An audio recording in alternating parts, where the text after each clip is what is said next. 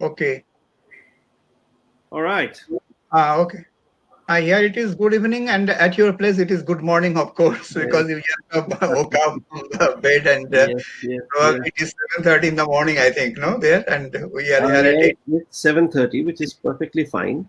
Yes. Uh, Uh, but okay. I So, am waiting to see. I uploaded my presentation. I just want to see if I. Yeah, I can see it. Okay, good. All okay. right. So let us start. The participants are joining already. About 200 has joined, and some more we are expecting will join. Mhm. And you see, this is the program which we are bringing jointly from the Federation of Film Societies of India centrally and the FIPRESCI India. FIPRESCI India is the International Federation of Film Critics. From its India chapter, we are holding this master class today with you. And before going to your session, let me introduce you a little bit with the participants.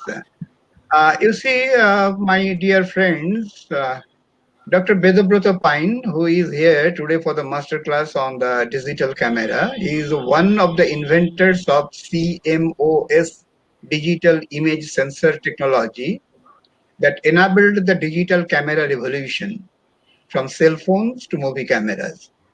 Dr. Bedabrata Pine holds over 90 patents and is an inductee to the US Space Technology Hall of Fame. He was an award-winning senior research scientist at NASA and Caltech for over 15 years, till he quit NASA to become a filmmaker. And with his debut film Chittagong in 2013, he won 4 Indian National Awards, including the prestigious Golden Lotus, as the best first film and the best debut director, as well as awards in several international film festivals. Earlier, he was the executive producer of internationally acclaimed Amu 2005 and the documentary called Lifting the Veil 1997, and the writer of the book titled Behind the Events in Kashmir 1991. He received his B.Tech degree from IIT Kharagpur in 1986 and his Master's MS and PhD degrees from Columbia University in 1992. He taught courses in UCLA, UCLA, and has received prestigious awards such as the Lew Allen Award, NASA Inventors Award, and IIT Distinguished Alumnus Award. In addition to filmmaking, he is a technology consultant to a number of camera companies, including leading movie camera makers such as Red. He has a keen interest in history, politics, philosophy, and quantum physics. He is currently working on a number of feature films and web series. We are expecting very soon another feature film from him, and we are very happy to have him for this program. We had to make plans for a long time because he is too busy. So, from the on behalf of Federation of Film Societies and from FEPRISC India, we are happy to have him here today. And the session will be like this. Dr. Bedabrata Pine will present his speech first, and then by this time, I will request the participant not to shoot many questions, otherwise those may lost. It is better when the presentation is over. By that time, if you just push your questions so that we can discuss over it. So let us start, Bedabrata. Let us start the session. Now the floor is yours.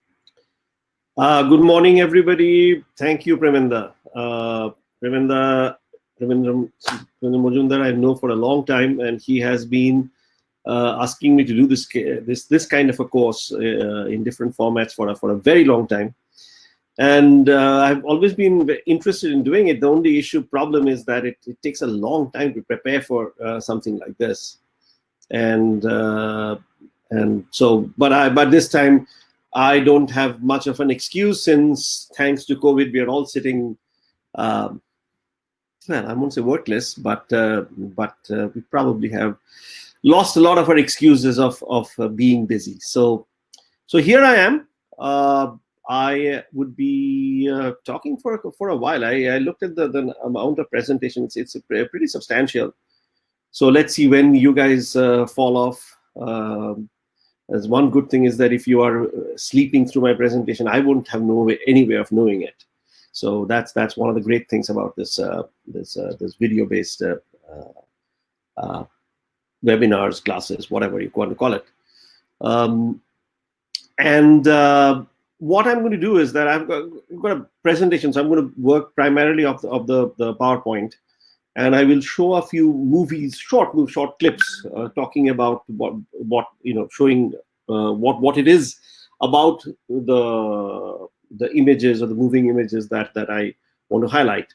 I will go approximately like this. I will talk about the technology thing first, but I'm going to keep it.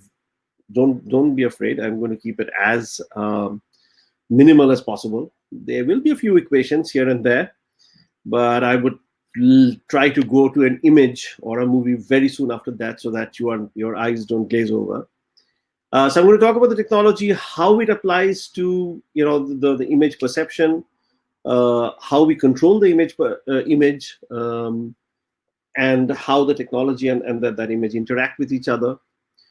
From there, we go to different kinds of formats of cameras that we have, and what kind of image quality we can expect. What is it that we are looking for when you're evaluating an image? And this is especially important because even though we consume movies today in movies, web series, TV shows in a very, very big way, I feel that a lot of our aesthetics have gotten set by what we watch on TV, which, especially in India, forgetting about the content, the image quality is nothing to write home about. The same can be said about perhaps the aesthetics of Bollywood. So I think there's got to be some discussion, and we will talk about that in the end when we come to question answers. And I think I will end with clips about showing comparison of different cameras, what you get, what you don't get, where one should use one and not the other, and things of that nature. And of course, there's always that question, film versus digital, that comes up, and I think that would be strewn around throughout. That what does it mean, film versus digital? So without any more ado, let me start the presentation. I hope you can see the PowerPoint slide. It says digital camera technology, perception, aesthetics. I want to make sure that you guys can. Premenda, it would be great if you can confirm that you can see it. Yes, we can see it. The presentation is. So yes. Then I can get started. All right. Yeah. So let's see, where do I go? Okay, the first slide. I'm trying to get used to this presentation thing. All right, here it is. So this digital camera that we see today, it began in 1991-92 in JPL Caltech as this CMOS active pixel sensors. This is our team: Eric Fossum, Sabrina, Suni, Richard Nixon, myself. And what you see on the left. By the way, can you see my cursor when I move my cursor around? Not really. The cursor we can't see. Again, you please. Right. I don't know how to point to what I'm looking at. Is there a window that I can? You can't see the cursor, huh? No. That's a shame. Well, anyway, we will make do without it. So in 1992, there's the first CMOS active pixel sensors. You can see this 28 by 28 pixel sensor, 28 by 28. Yes. This is legacy. This is history. In 95, first digital camera on a chip, where alongside the sensor, we also put in the A to D converters, ADCs, and a controller. So all of that became a single chip from which you can run a camera. And that kind of changed the whole thing. I mean, we showed that in CMOS, one can do good quality imaging, and then came the cell phone cameras. I mean, when it first came, it was like, why would you use a camera on a cell phone, which is for audio? for audio communication, and now its life has come full circle.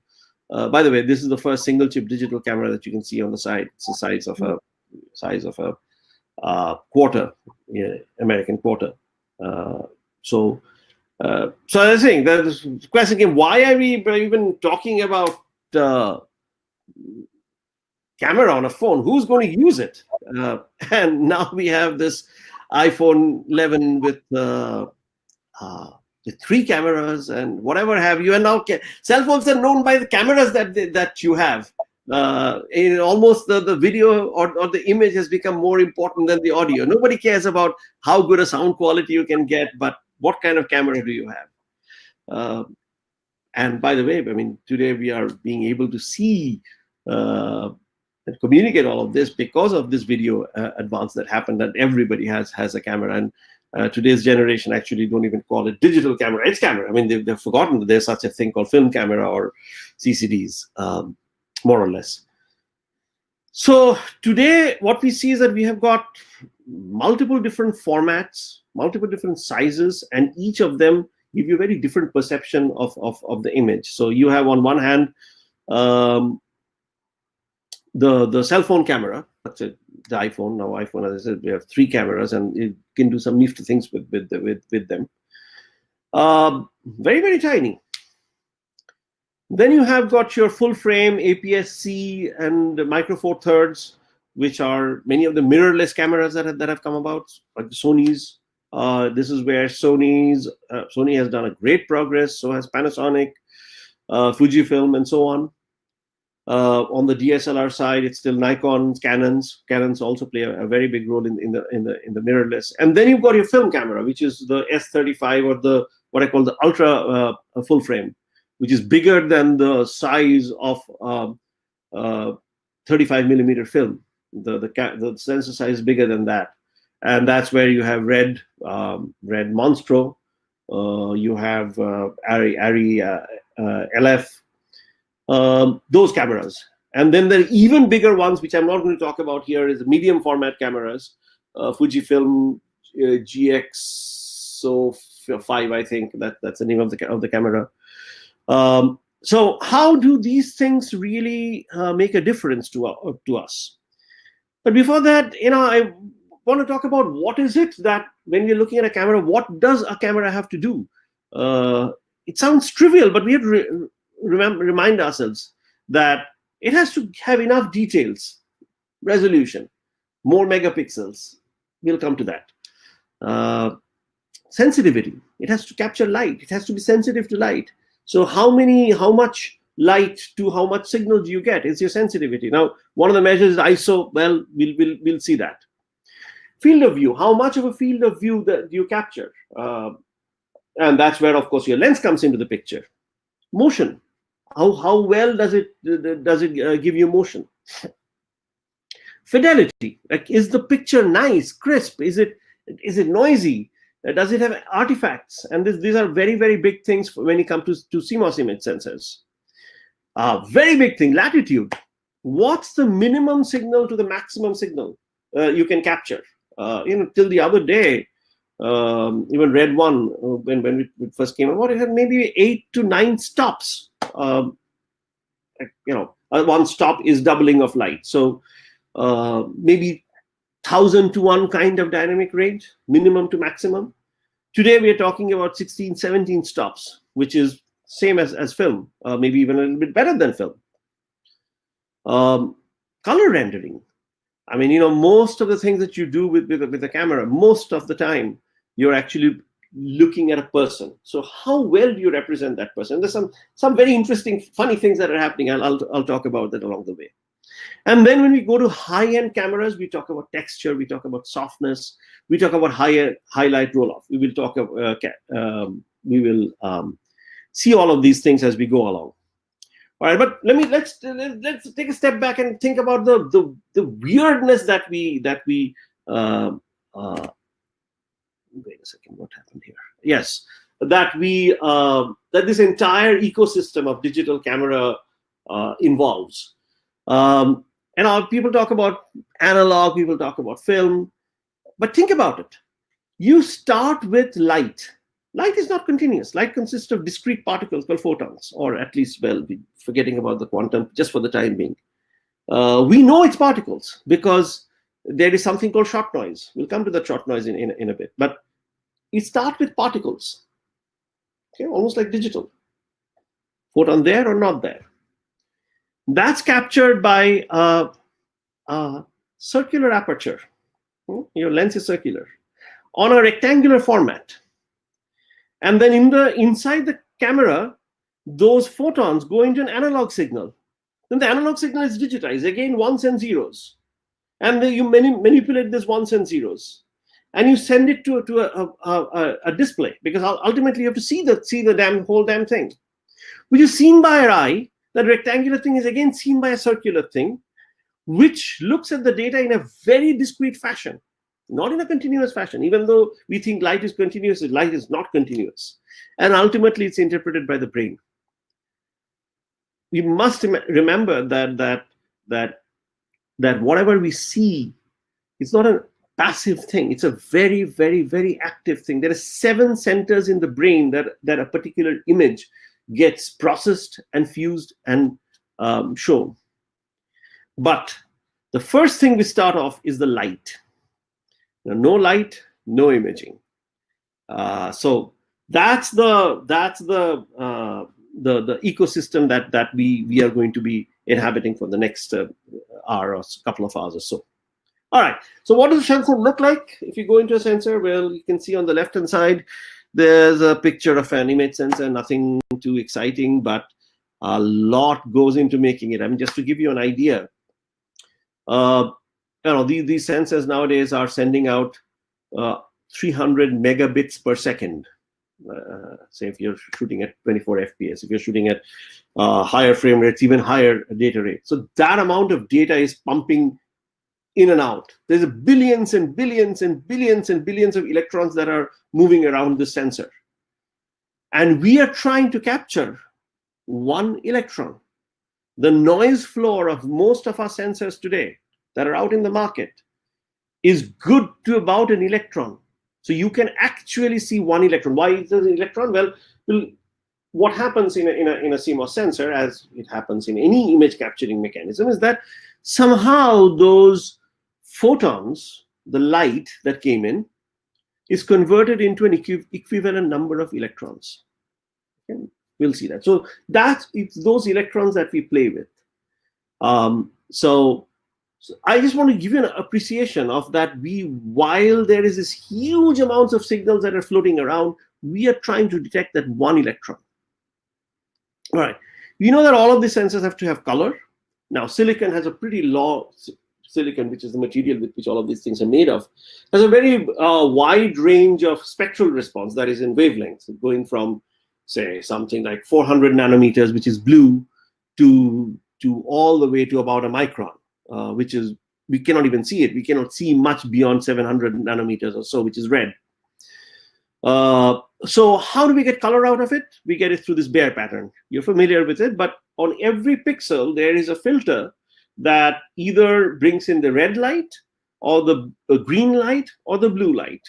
I mean, it's not so straightforward. The red filter also lets in a bit of green. The blue filter not only just brings in blue, it stops the green, but brings a little bit of red as well. So don't think of red as red, don't think of blue as blue, but by and large, each pixel is covered with a red, green, blue filter in a pattern called Bayer pattern, where there are twice as many greens as the reds and blues.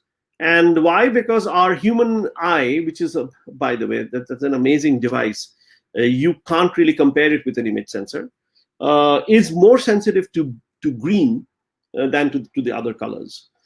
Most of our sensing, by the way, happens in a very small region, which we call the macula.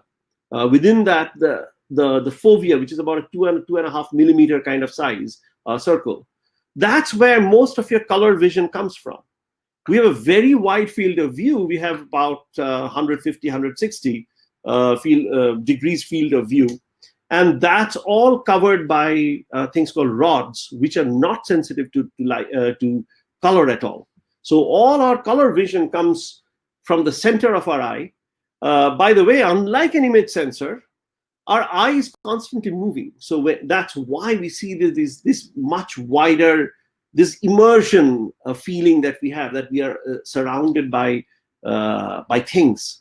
It's because our eye is constantly stitching together images, discrete images taken at each time. I don't want to go get diverted into that. It's a fascinating topic, and that gives rise to a lot of optical illusions as a result. But let's go back to the wavelength. So if you look at a typical imager, you'll see the kind of wavelength the response that you see here. On the y-axis is sensitivity, on the x-axis is wavelength. Between 400 and 500, it's about blue. Between 500 to 600, it's green. 550 being the sort of the center part of green, and the red is above that. So most of our sensors are more sensitive to blue to green than to red and blue. And a very important part is played by IR cut filters, and we'll see that those IR cut filters is very needed, because, as I said, silicon responds long after this. I can't show you can't see my cursor. It goes way beyond 700 nanometers. We have to cut that out, otherwise you'll see kind of a fog in your image. Most sensors that we have today, there has this IR cut filter, along with something called many of the high-end ones at least have this thing called OLPF, optical low-pass filter, and we'll come to that. All right. One of the major differences between a film and a digital camera, or a digital sensor, a CMOS sensor, is that a CMOS sensor is inherently linear. So you have these photons come in. There we create with potentials, with electrostatic potentials, something called a bucket, where those photons get converted into electrons and are captured. Silicon converts the photons into electrons. They're captured in the bucket. As the bucket fills up with electrons, you get more or less signal. So when you have very few photons, you have maybe 1, 2, 3 electrons created. When you've got a lot of photons, maybe 50,000 electrons are created. All right. So those electrons then are converted into a voltage, a fully analog signal inside each pixel. Remember, there we've got let's say 12 megapixel, 18 megapixel, 20 megapixel cameras. Let's say Red Monster, which is 32 megapixel camera. In each pixel, this conversion is happening, and in each pixel we convert those electrons into a voltage. So now we've got photons in, and we've got voltages inside the pixel. Now those voltages have to be read out.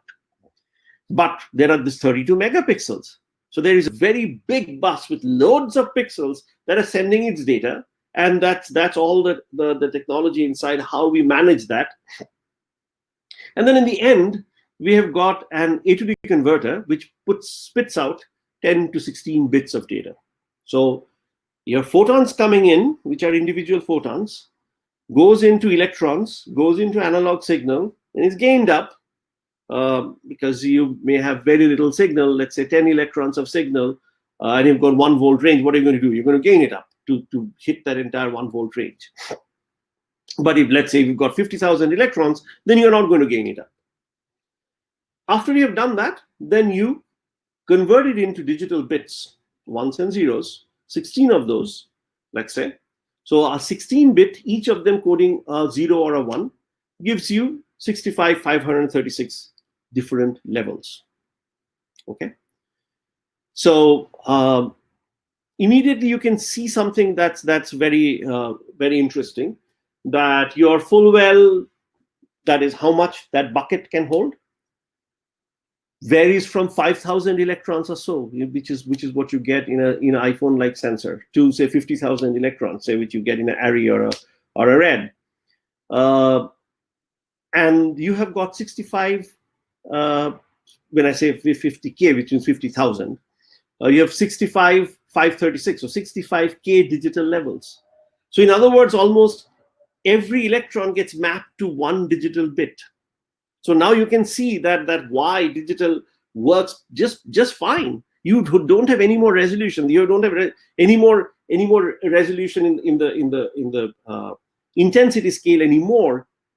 But there are other factors that come in which makes it that even with less than 16 bits, you can do your imaging without a problem. As I said, our noise floor is 1 or 2 electrons. Our full well is about 50 kilo electrons, which means that you spread that between 10 to 15 bits. Now, bits, since it's 1 or 0, it goes by factors of 2, which is very closely resembles stops. When you open up your aperture, you give in, like going from f2.8 to f4, you bring in twice the light. So there is a very close relationship between the digital numbers and the stops. So when you've got 16 bits of data, you can code at least 16 bits or 16 stops of signal. You can actually code more than that, and we'll see that in very, very shortly. But I want to talk about the comparison between a film and a digital in terms of the responsivity. The red curve shows a film scan. And what a film inherently does, unlike a CMOS image sensor, is it's inherently logarithmic. And that's very, very, very important, which is why a film, you can throw in light and you never kind of saturate. It keeps going. It keeps going and going and going, like that Energizer bunny. So that's one of the great things about film, that it has this log response, which means that your highlights, you don't worry about. They're never going to get really saturated. But film has a fog. At low end, you need good 5-6 photons, for even more, for it to respond. So, which means that, as you can see from this curve, again, I can't move my cursor, hover my cursor over, but at the lower end of the curve, film do not have that good darkness or shadow response, while a digital camera has great shadow response. While film has very good protection of the highlights, while digital clips out completely, as you can see from the blue curve. And that kind of tells you a general rule that with a film, you never worry about the highlight. You want to make sure that your shadows are well exposed. With a digital, you don't worry so much about the shadows. There's a lot there because your noise floor is so low, but you have to protect your highlights. And this is a general thing that holds, but of course, different for different cameras. But this is one of the reasons why there has been an explosion of amateur filmmakers, which is great, because you don't need that much light. You don't have to worry about light so much. All right, but of course, no light, no good image.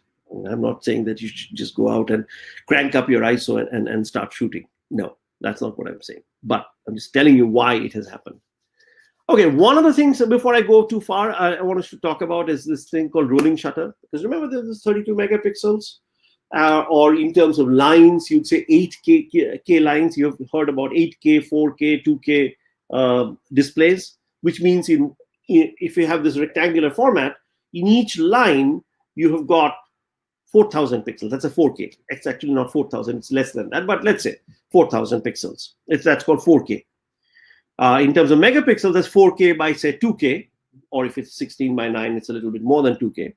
So that's 8 megapixels. So 4K, 8 megapixels. Now, how do you read all of them out? You have only one port or a few ports to read those data out.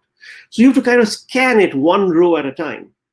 So what happens as a result is that in a CMOS imager, you don't expose all pixels simultaneously, more or less, in most sensors that you see. So as you can see from here, every row of data gets exposed at slightly different instance of time. So take an example. Say you're shooting at 24 FPS, which is about 42 milliseconds of every 42 milliseconds, a new frame comes in. How long do you expose? You don't expose for the entire 42 milliseconds. So you can, but you don't. Most film runs on what we call 180-degree shutter, which is half the time. And this shutter is a throwback from the film days when there was actually a mechanical shutter that would move in front of the film, exposing the film.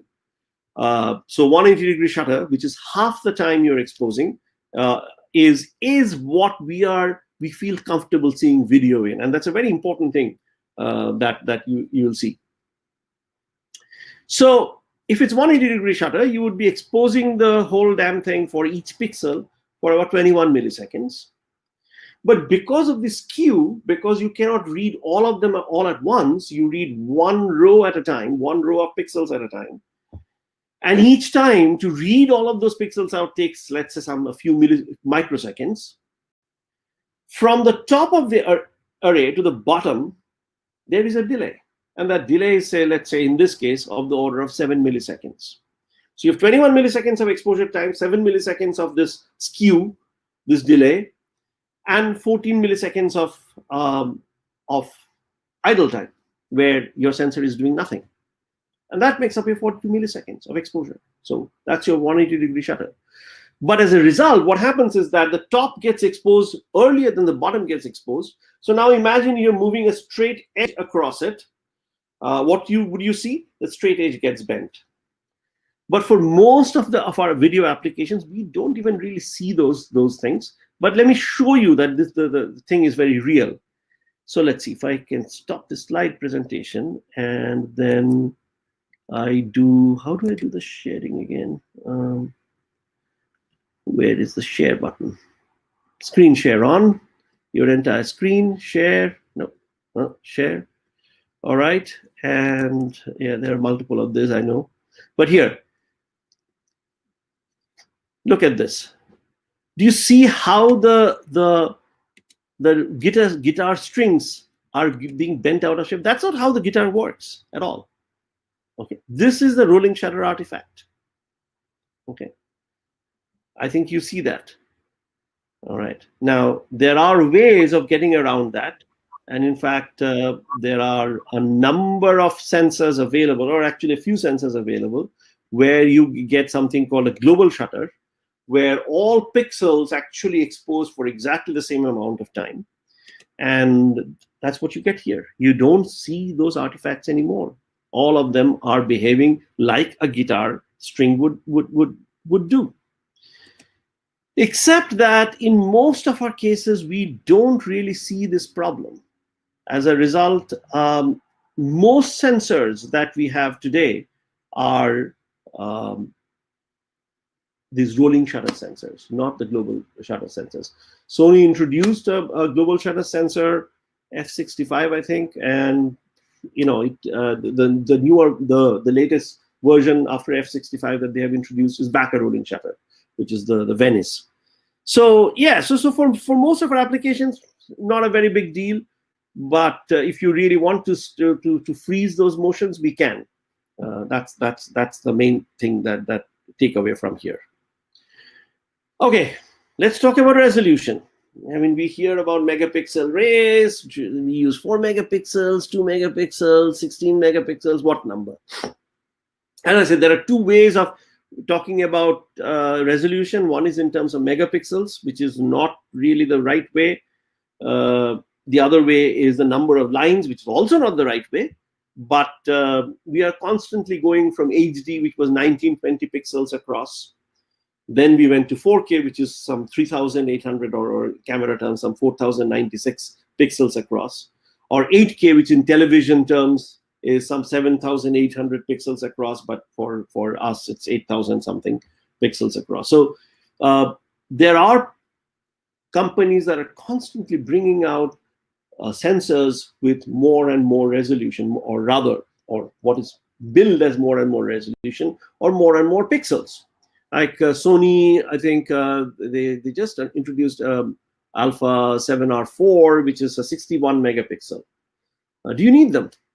Well, the resolution is definitely there. I mean, here you can see between HD, 4K, and 8K. Sure enough, the resolution is there, but do you see it? All right. There was I won't go into gory details, but recently there was a study done by Warner Brothers of an 8K versus 4K TV. 8K, 8,000 lines, or 7,800 lines versus 4,000 lines. And there was a double-blind study with 7 clips, including Dunkirk, including some nature videos. And here is something you see this. You see that even there in Dunkirk, which was clip number 1, nobody could see any difference. So for most camera film movies, you won't see a difference. But in this nature shots, most people actually saw it to be slightly better. So even at 8K, there is perceptual difference that's there. But it's such a diminishing return that I will not hold out for that. But there are people talking about their roadmaps of 8K television and so on. I personally think that definitely going, and I'll show you some of those, going from standard definition to high definition was a huge step up. You immediately saw the difference. When you went from HD to 4K, you still see differences to an extent. I am not sure this 8K bit is going to be real, but then I never argue against market. I mean, we thought that nobody will make pixels that are, say, 1.4 micron by 1.4 micron in size. That's the size of your iPhone camera pixel. And we get fantastic images out of it. I wouldn't have thought it possible. So if it's 8K, it's 8K. If you want to spend some more money, we'll spend some more money. But what is a true resolution? Now, resolution is a very interesting term, because let's say I take a line pattern, dark, bright, like you can kind of see here. Now, each of those one dark, bright would be called line pair. So let's say I put a few line pairs per millimeter resolution in front of you. Can you see 10 line pairs per millimeter? Can you see 100 line pairs per millimeter? And you immediately ask me, how close to that object am I? Because our resolution is dependent on an angle. So given an angle, as you can kind of see on this picture, again, this is really irritating that I cannot hover my my cursor over it. But our resolution is that for a given angle, that's why we talk all about angular resolution, that remains fixed. So for instance, a human eye can differentiate about 1 arc minute, 1/60th of a degree. Within that, as you go further and further away, obviously your line pairs per millimeter falls. So you can see very close to you, maybe 50 line pairs per millimeter, 100 line pairs per millimeter. But when you go some 25 centimeter away, which is a standardized distance for testing your eye, you can see about 6 line pairs per millimeter. That's a good vision. All right. So the point I'm trying to make is that often you hear this line pairs per millimeter. That makes no sense in terms of talking about resolution unless you also specify the distance. So a human eye has 1 arc minute of angular resolution. It's about 6 line pairs per millimeter, 25 centimeter away. All right. And that also tells you something, that as these line pairs per millimeter scales, so as you go further and further away, your size of an object becomes, apparent size of the object becomes smaller and smaller, because the same angular resolution, which is essential for imaging. That's why somebody far away looks smaller.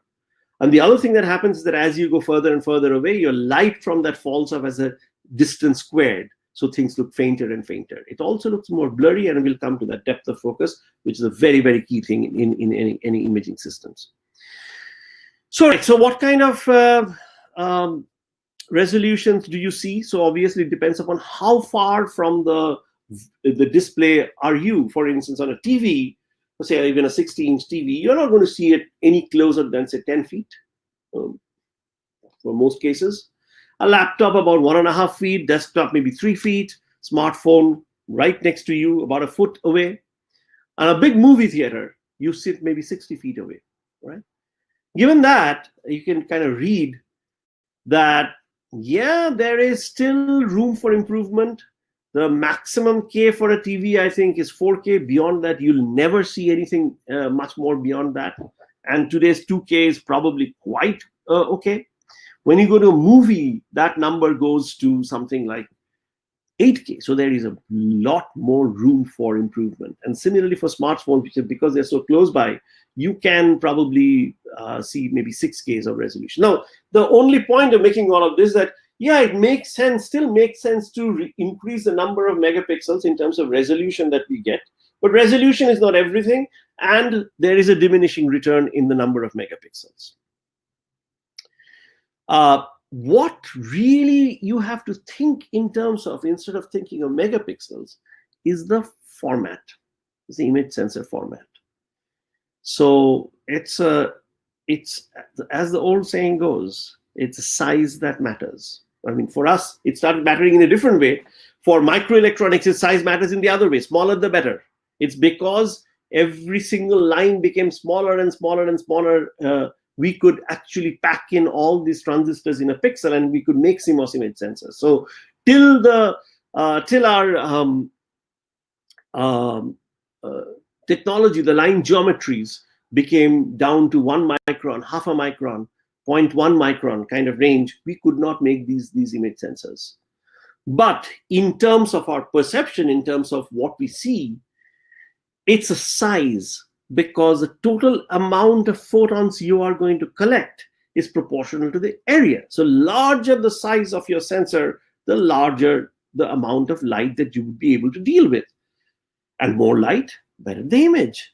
And hence, the most important thing you need to ask yourself is not number of megapixels, but the number, what's the size of your image sensor. So here are some of the sizes, and be familiar with it, because I mean, when you go to buy a camera and you say that, oh, it has 20 megapixels, or something that has 40 megapixels, the first thing you ask is, what is the size of your sensor? And there are few of the more very commonly known formats, like the full frame, which is 36 by 24, APS-C, which is 23 by 16, Micro Four Thirds, which is 17 by 13, and so on, all the way down to 1/2.55 inch sensors, which is our iPhone sensors, which is 5.6 millimeter by 4.2 millimeter.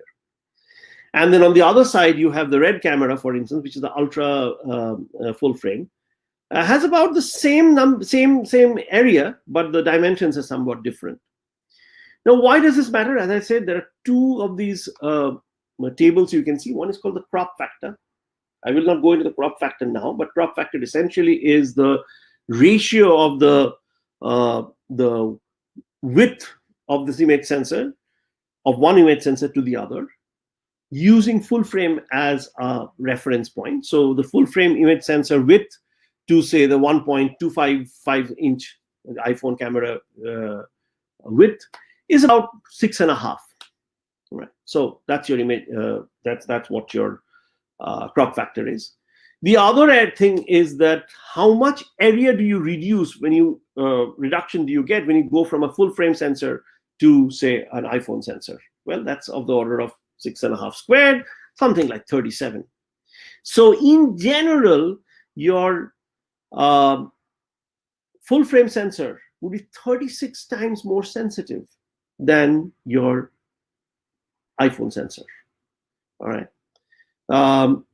Now, one of the things that I want to stop and probably talk about very, very quickly is, maybe I will show that video later, is digital pan and zoom. One of the big advantage of having more pixels is that you can actually reframe your sensor and can, from a static frame, generate some motions. Or if you're moving, you can come zoom in and make the picture look better. Maybe I'll just show you.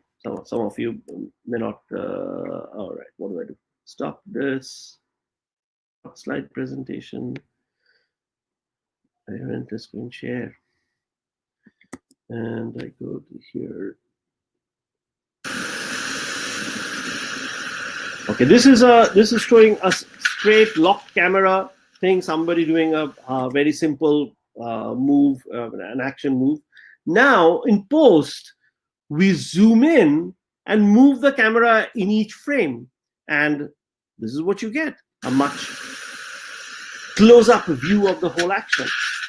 This is entirely done in post. It's not done on the field. And this is what extra pixels can get you. And as you will see, it comes closer and closer and closer. So you can actually create almost a close-up from a wide shot. Comes in handy. I don't recommend it all the time, but sometimes it comes in very, very, very handy. All right, start presentation. Where is it? Where am I? Yeah. All right. So we're talking about the area and the sensitivity, and this is kind of a graph that I have, and this is something that you should keep in mind. The x-axis is the number of megapixels, and the y-axis is the sensitivity. It's an approximate number, and what matters is the area of your sensor divided by the number of megapixels, because that gives you your pixel area. The amount of exposure that you're going to be using, exposure time, let's say you're using 1/40th of a second or whatever have you, and the f number. The capital F is the f number.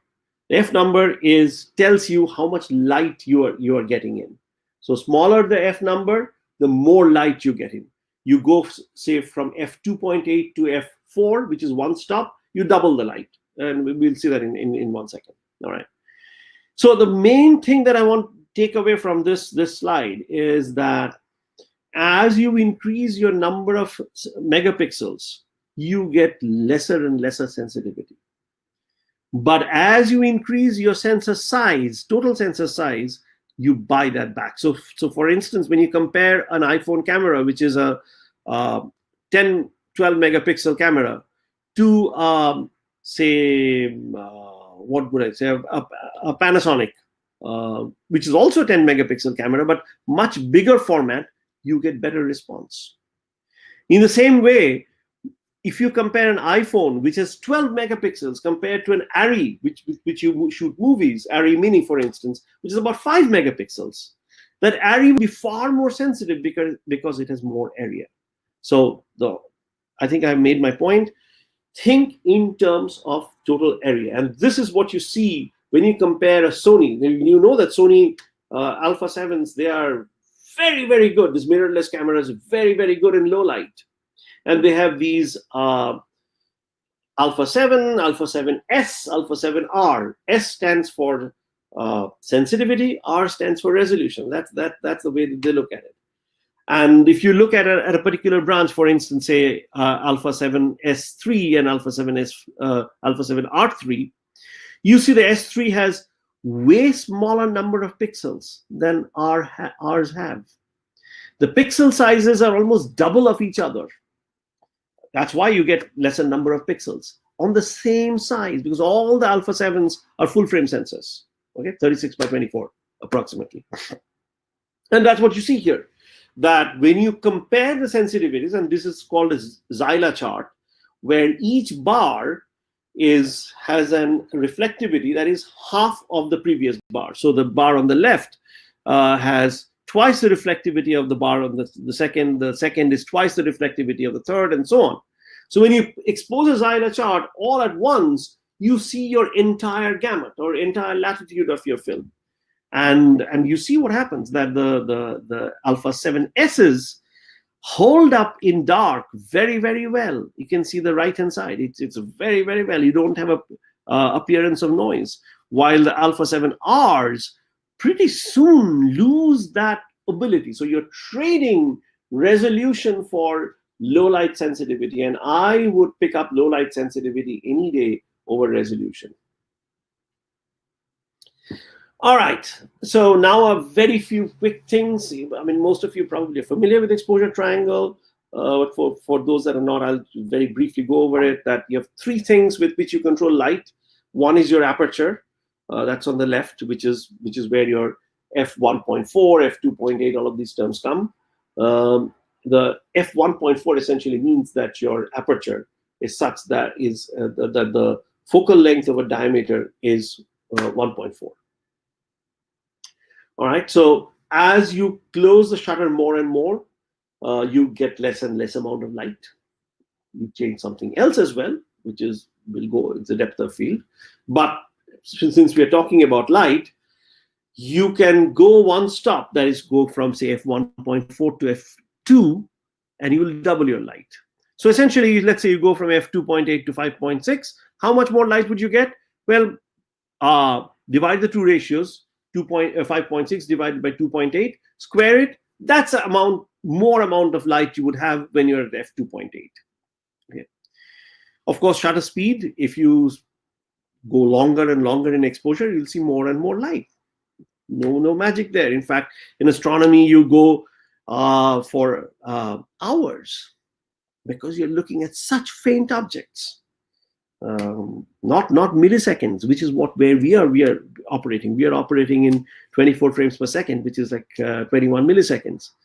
But in astronomy, you go to maybe even hours. Lots of other issues, but I'm not suggesting we do that. But exposure, more light. The other is ISO. Now, ISO, any of you who have used a digital camera, you turn up the ISO, things look brighter. But here is the most important point to remember, that ISO does not change sensitivity. Your sensitivity of your sensor is governed by that bucket that you've created. That's where, by the bucket that you've created, and by how you convert those electrons into a voltage. Remember, the photons came in, created electrons. Electrons will give rise to a voltage. Well, it's in that process of transformation from photon to electrons is your sensitivity, and then from electrons to your voltage is your sensitivity. That's it. That's fixed.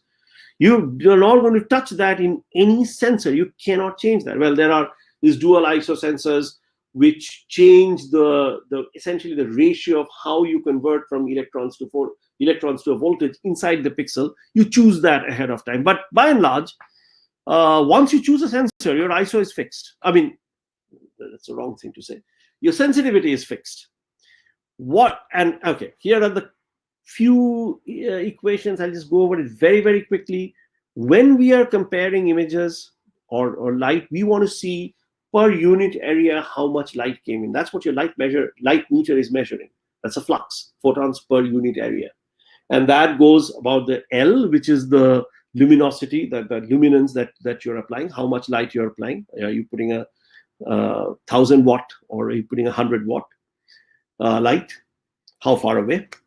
That's your luminance. Exposure time divided by f number squared. And because of this exposure time divided by f number squared, we call that an EV. One EV means equivalent amount of light. So as long as you have the same exposure value or EV, you get same amount of light. So you increase your f number by one stop, your exposure value goes up by one stop. And along with that, you've got your ISO, which essentially tells you in a CMOS image sensors how much you brighten. So here is an example.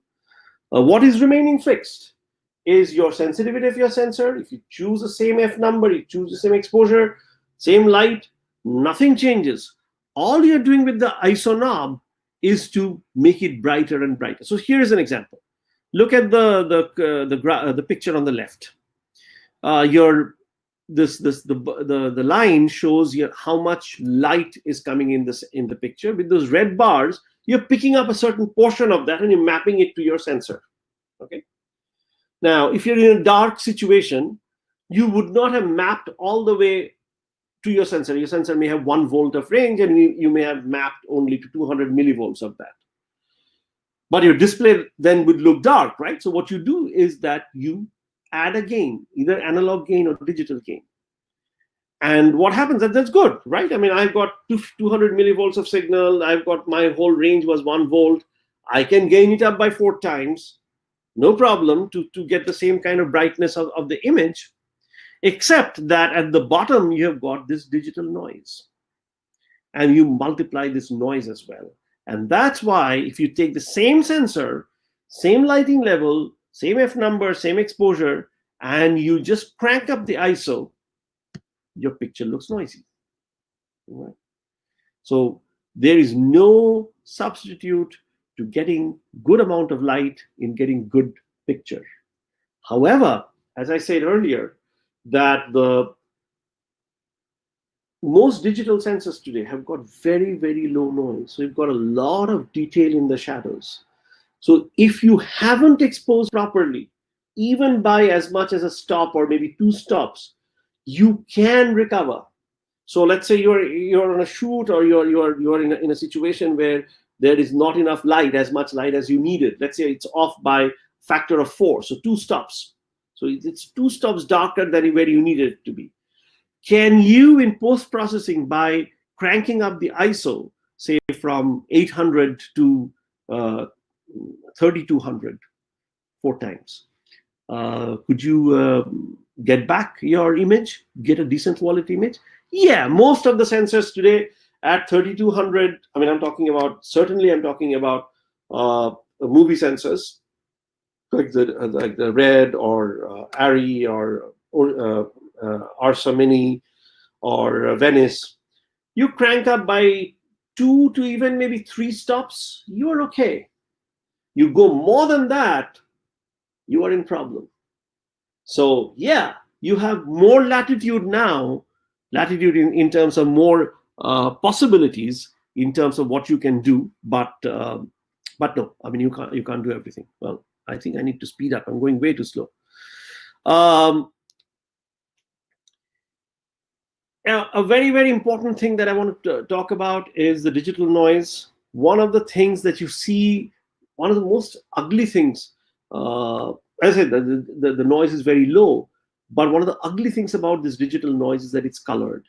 And why? Because remember the Bayer pattern, you have this red, green, blue. So take a blue pixel. In this blue pixel, you have no green data, you have no red data, really speaking. So what we do is that after the image is captured on the blue, we go and interpolate.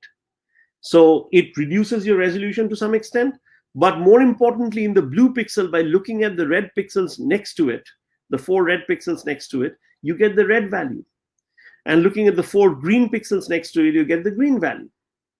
Right? So in each pixel, the blue pixel, you generate an RGB value, red, green, blue value. Similarly, for the green pixel, you get an RGB value. As a result of doing that, and because the responsivity of each of the channels are different, your color becomes red and blue because those are the two signals that were low in sensitivity. So you have to gain it up more. So your color, the noise is not neutral, it is colored. And that is ugly. The other thing that you see in a digital image sensor often is structured noise, where you see the noise is not random, but there's a structure on top of it. And the other thing that's there is shot noise, which is that at any light level, you always have noise associated with it. This is very unlike audio, where you can get a clean audio signal without any noise. There is a noise at the bottom. But in a photon, there's something called shot noise, where if you collect, say, 1,000 electrons, all right, there is an uncertainty of square root of 1,000 or 33 on top of it. So let's say you've got a steady source and you read it again and again and again and again. And every time you go back and measure what's the number, you will not see that every time it's the same number. It's going to be different each time. So on an average, maybe you have captured 1,000 electrons, 1,000 photons. Let's say photon to electron conversion is unity. You will see that every time from one frame to another, you've got a variation that's of the order of plus minus 33 electrons. This is the shot noise. So even when you're a well-exposed light, all right, say about 800 ISO, how much does it correspond to? Typically, 800 ISO number is set at about 1,000 electrons for I'm talking about movie cameras. All right, which means that you've got a 33 to 1 signal to noise ratio, and that's good enough. Once your signal to noise ratio goes above 25 to 1, you get a pretty decent image. All right, so that's something that you should keep in mind. Okay, time to show you something more again.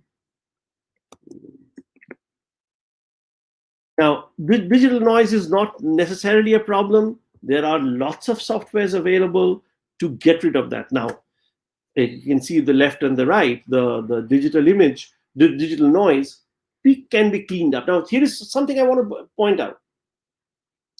The digital noise is different from film grain. Remember, the film also has a grain look.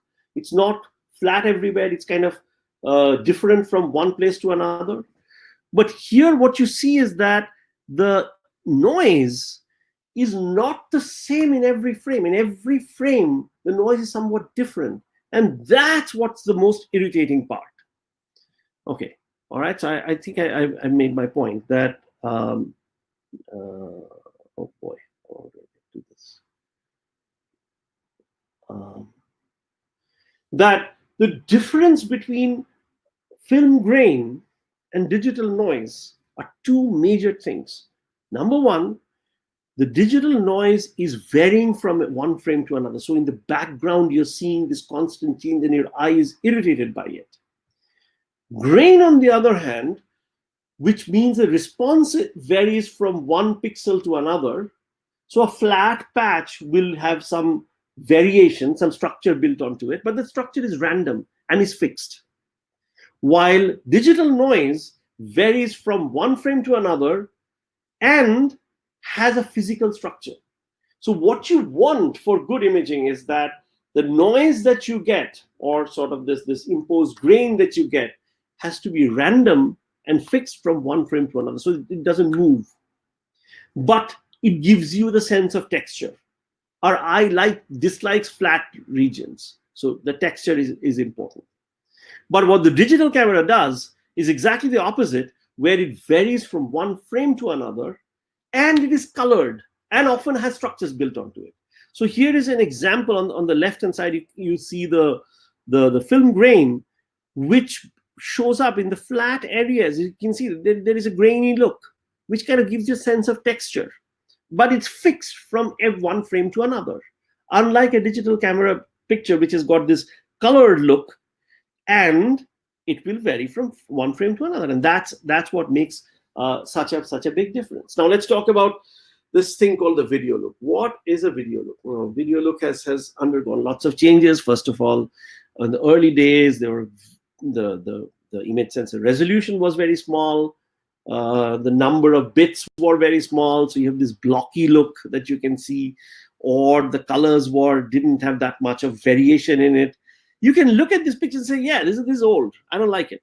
So it's pixelation, not enough dynamic range, not enough latitude between the bright and the dark, not enough color resolution. Colors were saturated and crunchy, so red is red and orange is orange and blue is blue. As a result, very poor skin tones. And the other thing was that everything was in focus. Okay? So this is the video look that we want to actually get away from. That spatial resolution issue has been taken care of. Now look at this. This is 480p. Very often you even still now see pictures, videos in that. This is 720. This is 1080p, which is your 2K resolution, almost 1920. And then you have got your 4K Ultra HD. And just look at this picture, and you can see that when you had the 480p, the resolution was so poor that you didn't like it. You said that video sucks. By the time you go to the 180p or the HD, things are pretty good. And then you go to 4K and you see how beautifully things are rolling off. And I should point out here something that's very important. Is that one of the things about film is that, or a high quality image look, is that there is a difference between detail and sharpness. Detail means, are you seeing the textures? Are you seeing the lines on somebody's face? But the sharpness means that, is it like completely black and white, or is it softly rolling off? And that's what you need. That you need lower contrast in whenever you've got some kind of a detail, but you want to preserve that detail. I hope that's clear. It's a very, very important thing, because very often what you do is, in order to bring in detail, you turn up the contrast. That is, turn up the gain between two adjacent pixels, and that's what gives you sharpness. So an edge is a very sharp edge. It's like a cliff. Nothing in world is like a cliff. Even an edge of an object is not an edge of an object. If you look at it closely, you'll see that it kind of gradually falls off. So what you want is, you want to capture all the details. So that's where you need your megapixels. On the other hand, the things have to be such that it slowly falls off. It does not fall off sharply. And that's where what the difference between sharpness and detail is. Though very often we are fooled into thinking that sharpness is detail. Very often, to give you the sense of more detail, you turn up the sharpness. And that's a very, very bad thing. All right, so now resolution is under control, but we still have this, what I call sitcom look. This is from one of my favorite TV shows, The Big Bang Theory. Love the show. Whenever I'm depressed, I turn this on to set me at ease. It's one of the things I do. But you look at these pictures, everything from the closest object to the mother-in-law, who's not even in this frame, is in focus. Look at these two guys. It's a romantic moment. You wanted to isolate them from the background, but the background is just as sharp as them. And this is the look that we are trying to get away from. In other words, what you would like to do is you want to have them in focus and the background kind of recede in the background, either by being blurry or by making it softer. And the skin tones are better, but everything is kind of crunchy. The colors are all kind of saturated. So what you want, what the film look is slightly desaturated colors, very nice, gentle roll off. There is a creaminess to it. So let me show you what I mean. It's better explained. Here is a lovely. Okay, hold on. I have to first stop the presentation. Then I have to turn the screen on, share, and I go to this. Okay. It's a kind of a giveaway. The title is kind of a giveaway, but look at this picture. Let me start it actually from the beginning. You see the scene. There's a lot of brightness, lot of darkness. That's a latitude. You want to capture all of that brightness and that darkness. And we can't see anything. We can't see anything. We can see you anything? only. Okay, maybe I have to run it. Can you see it? No. How funny? You are visible only. Wait, how is that possible? I have screen share is on, and I go and play this movie. Now? No. How? The one, please. Okay. Let me stop sharing.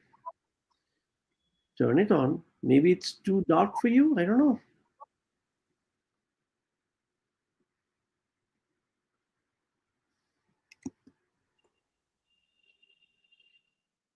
Can you see it now? No, just we can see you only. We can't see the film. So are you saying that in VLC maybe you cannot see it? No. Last one also we couldn't see, only the sound we could listen. Oh wow. That's a bummer. Now the sound is coming. That's a real okay, let me take 2 minutes and maybe I want to show it in quick time and maybe that would show it. Yeah. Give me just 2 minutes. I'll convert all of these into. I'll make sure that they play with QuickTime. Open this. Can you see it now? No. Is it a bandwidth issue then? Oh boy. No, sir. Please turn on screen share first. Oh, maybe I didn't turn. Oh yeah, I didn't turn on the screen share. But let's see now. Screen share was on. Just play. I'll play it with QuickTime now. Yeah, we can see it, sir. So I think it's a QuickTime. If I play it with VLC player, you cannot see it. Maybe. No issue. Okay, I'm sorry. So then the previous one also you didn't see it. I'm sure. No. Okay, maybe I'll show the point I was making very very quickly.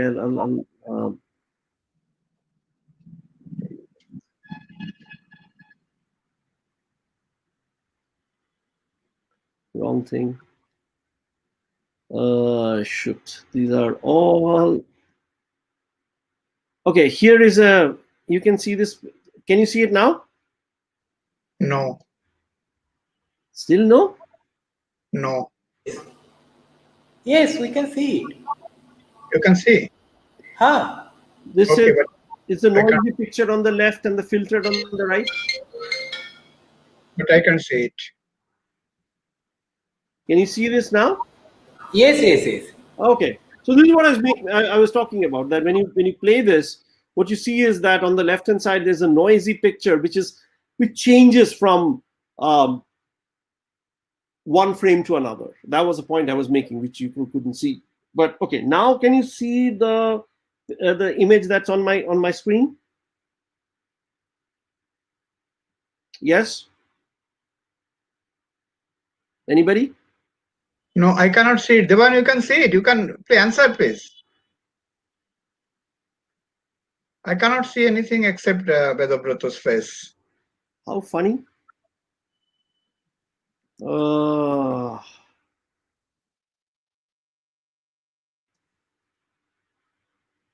what is that?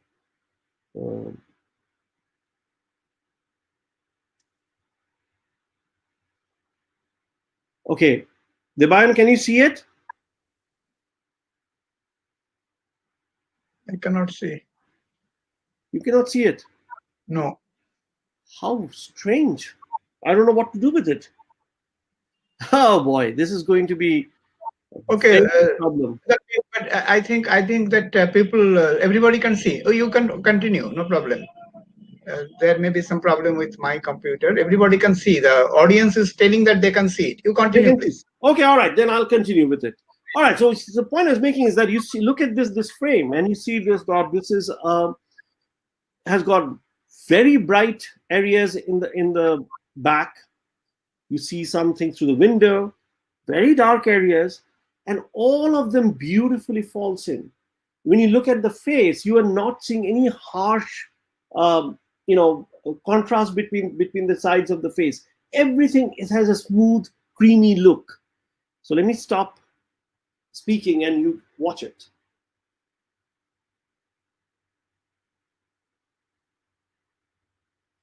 This is the film look. Like you see on the through the window, huge amounts of light was coming, and the guy is almost in silhouette now. You come into the light, so and there's a lot of light, and all of them falls in very, very, very beautifully. And also the other thing I want to point out is that this is actually a footage from Steve Yedlin, who was the DP for Star Wars, and he created this footage, and to show right now there is not a whole lot of difference between digital and film. One of them is a digital camera, Alexa, and one of them is film. I bet none of you, and if I take a poll, there would be 50-50 as to say which is film and which is digital. But that's not the point here. The point here is the look. You see the look, that how beautifully everything falls off on this person's face, including the edge light that it picks up. And this dreamy yet a lot of signal from darkness to brightness, as well as lots of detail. You see the imperfections on this person's face, on the beard, all of them shows up. That's what is called holding the detail as well as having this soft look. Okay, so I hope most people got to see it.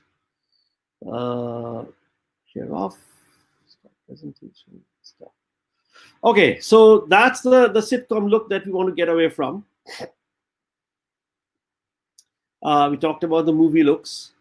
Now, how you do this is one of the key elements is the depth of field control. I mean, look at the picture on the left top, which is everything pretty much is in focus.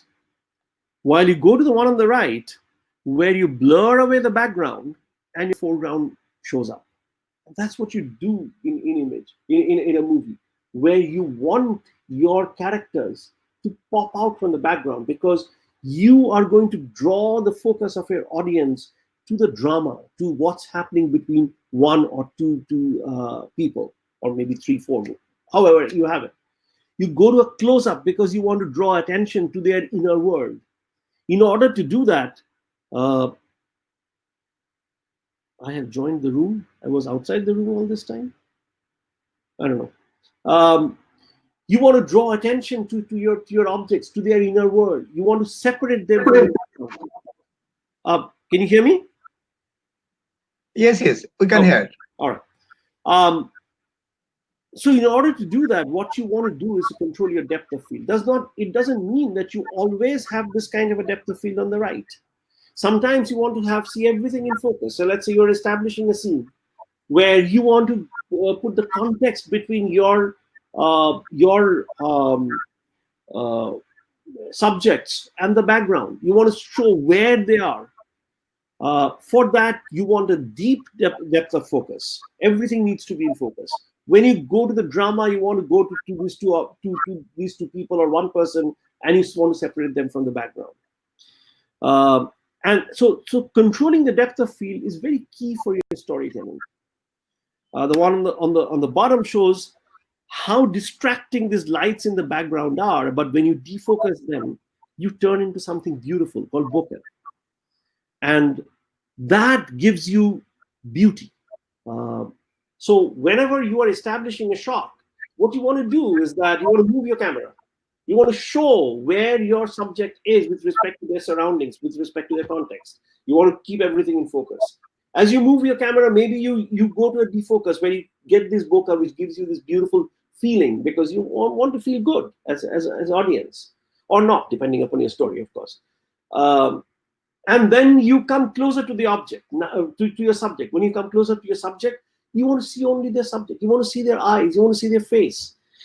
So controlling this depth of field is something that's so important for filmmaking, and digital camera with all its formats is causing a lot of problem in that area. Now, what I mean by depth of focus here, look at this picture on the top. Okay, the picture on the top, the same person, same distance from the camera. One of them is done, well, actually, it's not the same distance. The distance has also been changed, but one is shot with a longer focal length, 135 millimeter, the other with a shorter focal length, 28 millimeter.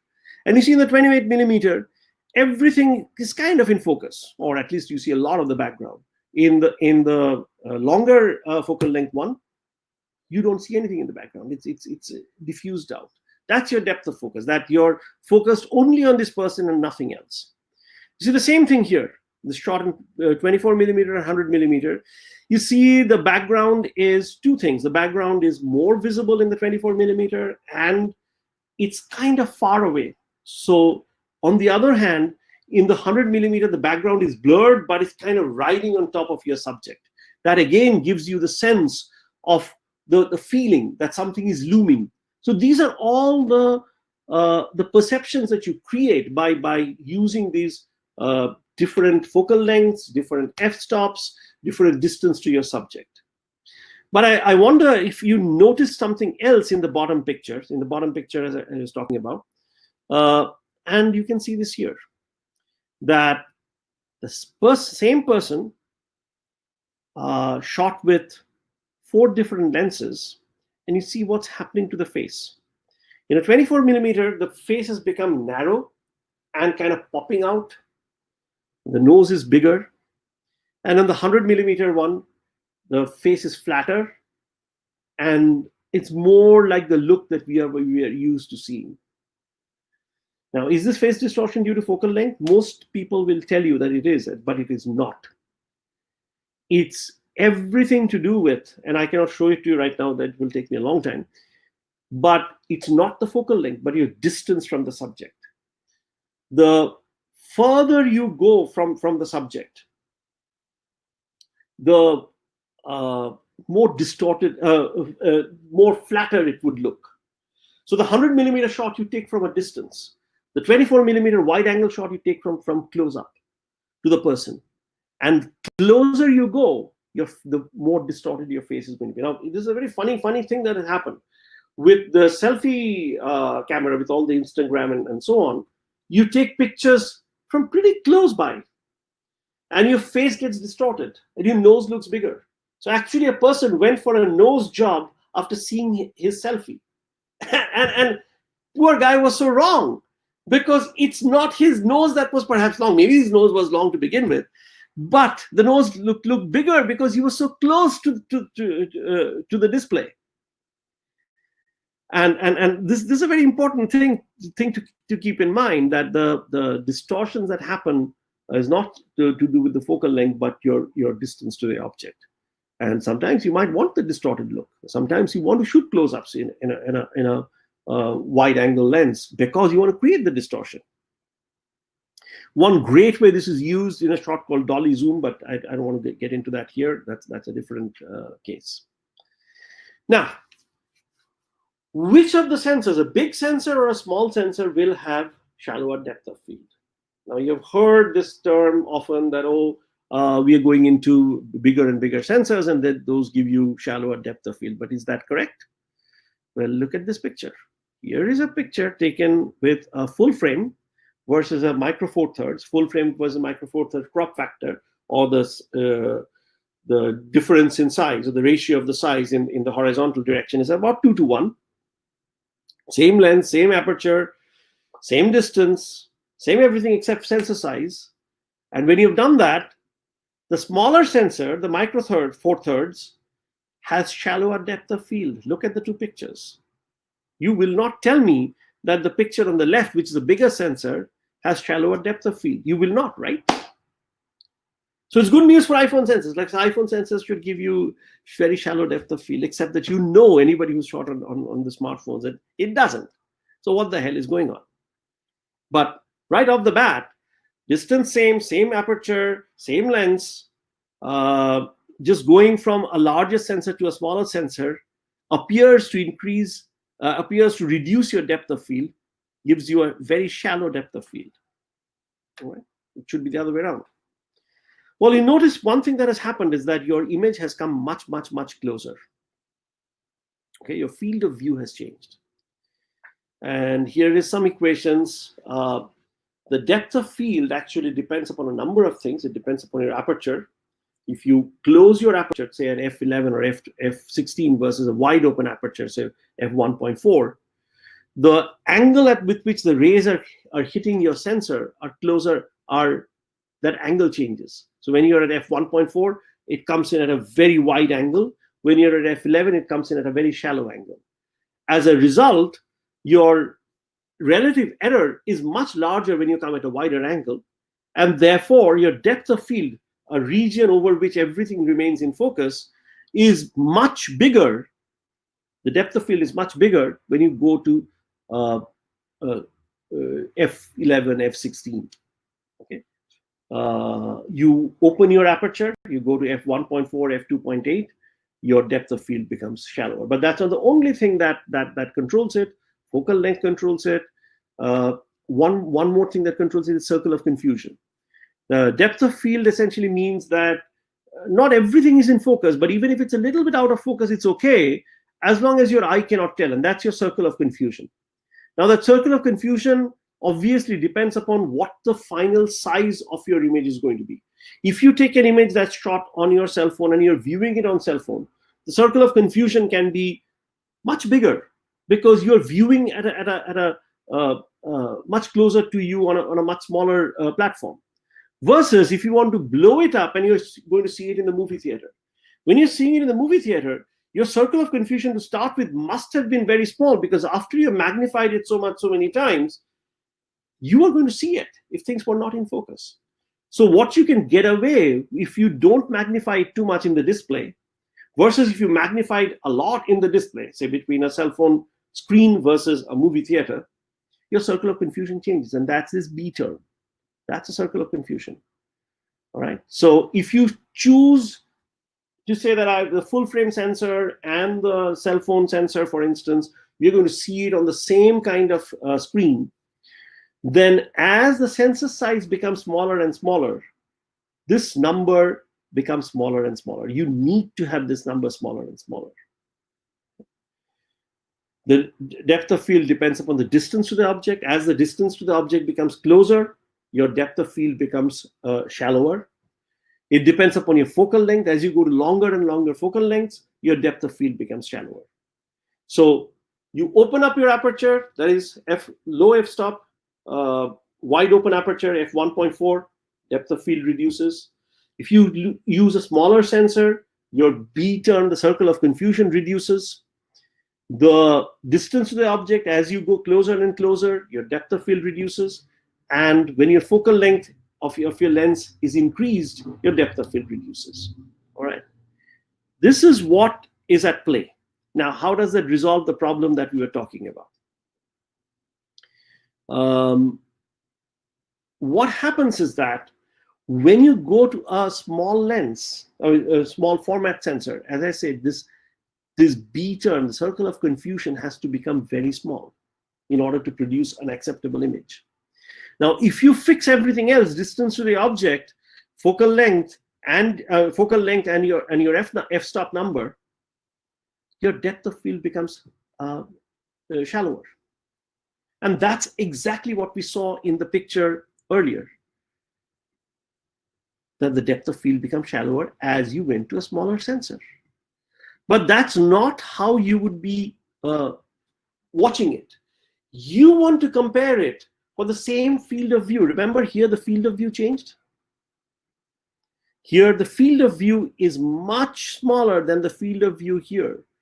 If you compare the same with the same field of view, what would you get? Well, let's see that. Let's actually show that visually. Okay. Again, I'm going to show a camera. I hope you guys can see it, because if you can't, okay, turn screen, share, and here goes.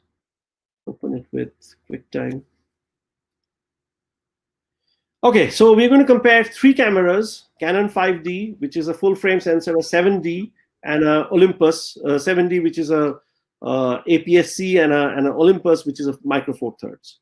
Here goes. So here is a picture of the image. 100 millimeter lens, f2.8. Things are blurred out, all good. Go to 7D, it's APS-C, again same, yeah, good. But now we compare side by side. What do you see? You see that with the Canon 7D, with the same focal length, same distance to the object, field of view has changed. And as a result, your background is looking more blurry on the right than on the left. That's exactly what we saw earlier. Okay, here all you have done is that you have moved, kept the distance the same, and you've switched one camera to the other, swapped one camera for the other. And the smaller sensor has lower depth of field. Now you go to the next one. Now you go to Olympus micro four thirds. And you immediately see, when you go to the 100 millimeter lens on that same distance to the object, how much closer they are. So the field of view has changed, and the background is even more blurry. One more thing that has happened in all of these cases is that the brightness has also changed. And why? Because it's a full frame sensor. This is an APS-C, this is a micro four thirds. So there is a factor of 2 difference in size, or 4 in area, from the left to the right. And as a result, the one on the right, which is a smaller area, is looking darker. All good. Now, how do you buy back? So the crop factor. Now, in order to get the same field of view as the 100 millimeter lens on the micro four thirds, on the Canon 5D, I have to increase my focal length by a factor of 2. And now both my images have approximately the same field of view. And now see what has happened. The one on the left now has shallower depth of field. Okay. So as soon as you have got the 2 field of view same, the bigger sensor has shallower depth of field. So the point is that if you're keeping your field of view the same for all your sensors, the larger the sensor is, the shallower would be the depth of field. Of course, you can correct for it pretty easily, or balance for it pretty easily. And the way you do it is to cut down the f-stop on the larger sensor. So I think, let me stop it here. Here it's at, I've stopped the bigger sensor down, and now both of them look about the same. Oh, look. This is before, and this is after. Before, after. Oops. This is after. Before, before, after. Before, after.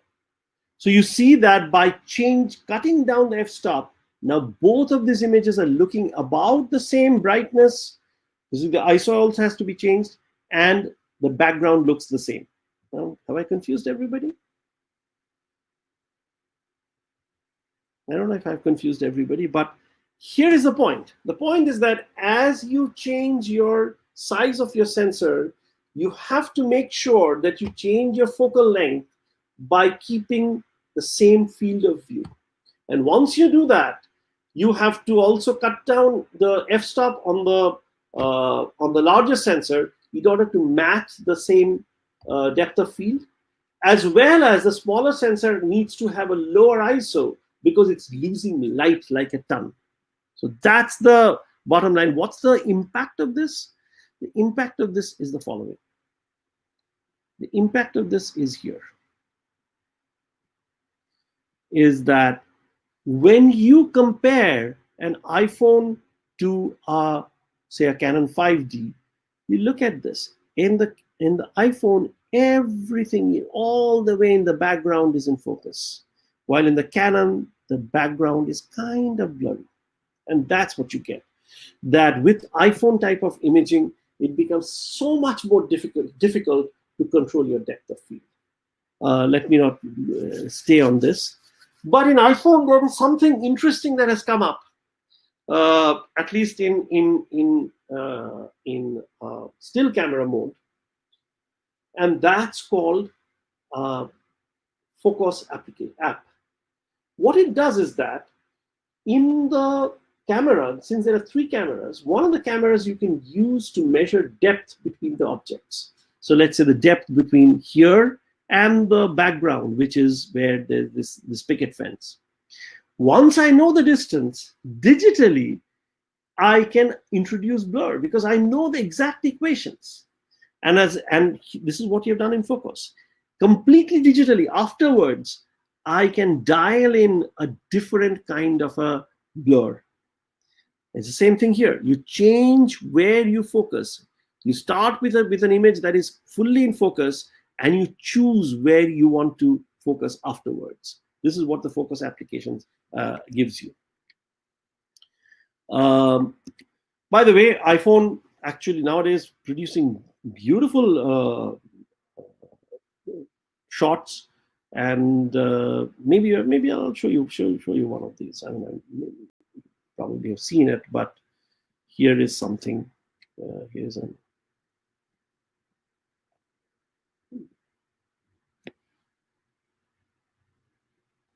This is an iPhone shot. Look at it; it's beautiful.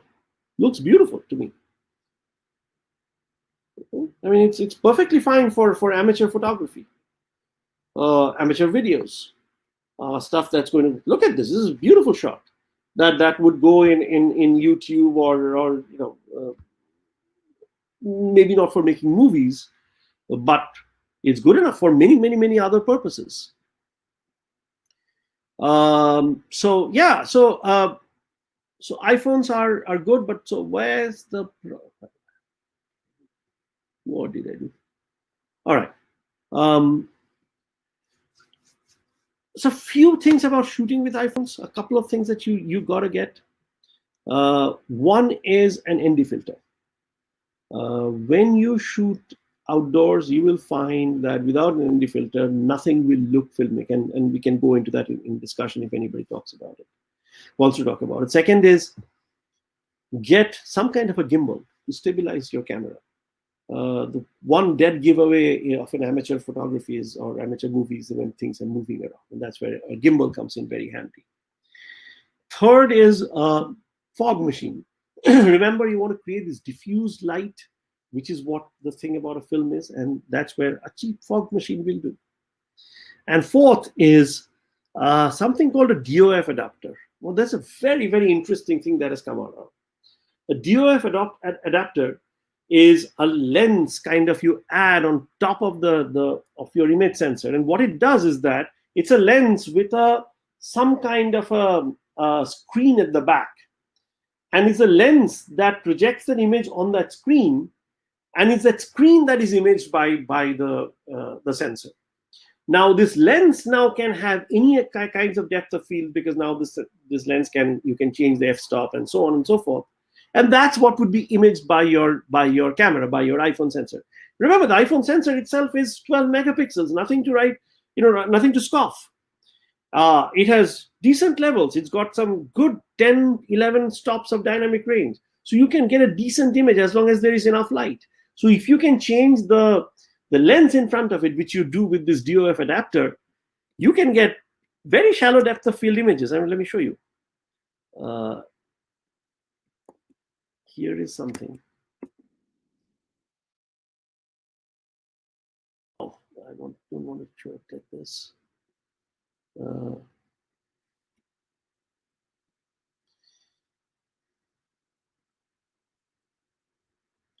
Here, do you see how diffuse the background is, how blurred the background is? In a regular iPhone movie, you'll never be able to do this, and you do it with this depth of field adapter.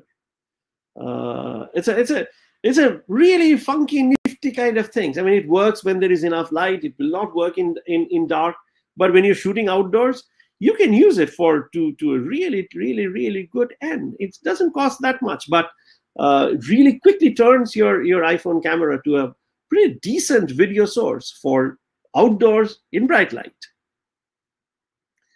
All right, where do I go from here? Where is it? Where am I gone?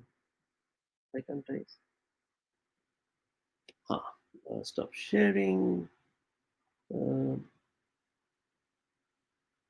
Okay. And also, by the way, get a Filmic Pro type of app, which will allow you to change the focal length and so on. I'm going to skip through this slide.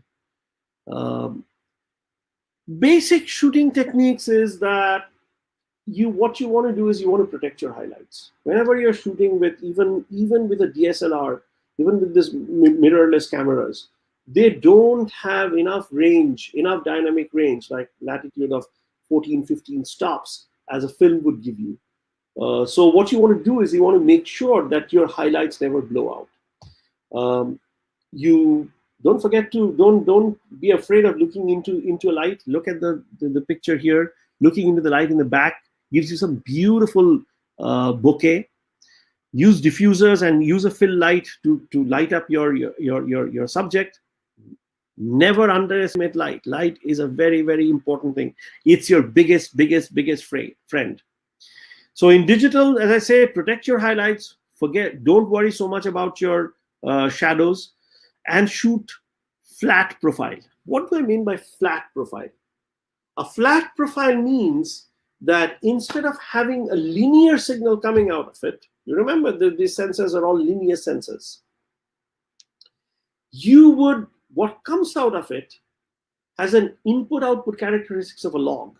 So if your signal went linearly on the x-axis, in the y-axis, what you output is a log. It's a fake thing. It's not that your sensor is behaving in a log way, as a film does. Your sensor is still linear, but digitally you put a flat profile on top of it. So contrast is gone. Everything looks ugly, but nothing goes out of range. So that's a way when you shoot, you make sure that nothing is clipped, nothing is too dark, nothing is too bright. And then you can use what is called a LUT. You must have heard this term LUT, which is I was very disappointed when I learned what a LUT is. It's lookup table. I tell you, this technologist. But using this LUT, you can recover back everything. What you have done in the process is that you made sure that while you're shooting, you never go out of range. You never clip, nor do you overexpose. But there is another very important thing for this log, but I'll come to that. What the lookup table does is that you start with a log, you apply some kind of a curve on top of that, which you do for each color separately, for the red channel, green channel, blue channel, and where you might want to suppress the darks and you want to suppress the brights and you want to highlight where your subject is, which is where your skin tone is going to be. I mean, even if you look at me, you can see that I have been wearing this black shirt. In the background, there's some light leaking. My camera is not that good. This light is kind of fully blown out. You want to see some of these. And that's what your log has done. And then you apply a curve on top of that, and you get your beautiful picture. Except that your system is now nonlinear. It's no longer A plus B equal to C. Remember that this good 2AB term, which we were told. My Canadian friends will know what I'm talking about very well. The 2AB term. So things are nonlinear because you start with a logarithmic curve. which means that when you add A plus B, it's no longer C. It's something else. It's perhaps best to show it in picture. Look at the situation here after you have applied a LUT. And what you can see on the picture on the left top is that the sky is no longer really blue. Everything has kind of red in it. Right now I want to fix it. So I turn up the curve on the blue channel somewhat more. So my sky is fixed. This is where one LUT. But look at what happened on the face. On the face, instead of that red ruddiness that you had, it's become cooler. It becomes more blue. That's not good. So can you get either this or that and nothing more? And that's where 3D LUT comes in, which is a three-dimensional LUT, where you, depending upon your intensity, you change the values of your red, green, blue. So red, green, blue are not moved independently of each other. Depending upon the content of red, you would move the blue. So when you have done that, now you hold your blue skies as well as the ruddiness on your face. Because what you've done with the 3D LUT is that wherever there is a red signal, red pixel or redness in the scene, you're not going to add the blue, and that's where your nonlinearity comes in. But wherever there is more blue, you're going to bring up that blue. So there's those 3D LUTs. So you don't have to worry about it. You can get it from lots of places. But this is what 3D LUT does. Now, let me show you how this LUT is applied. Maybe.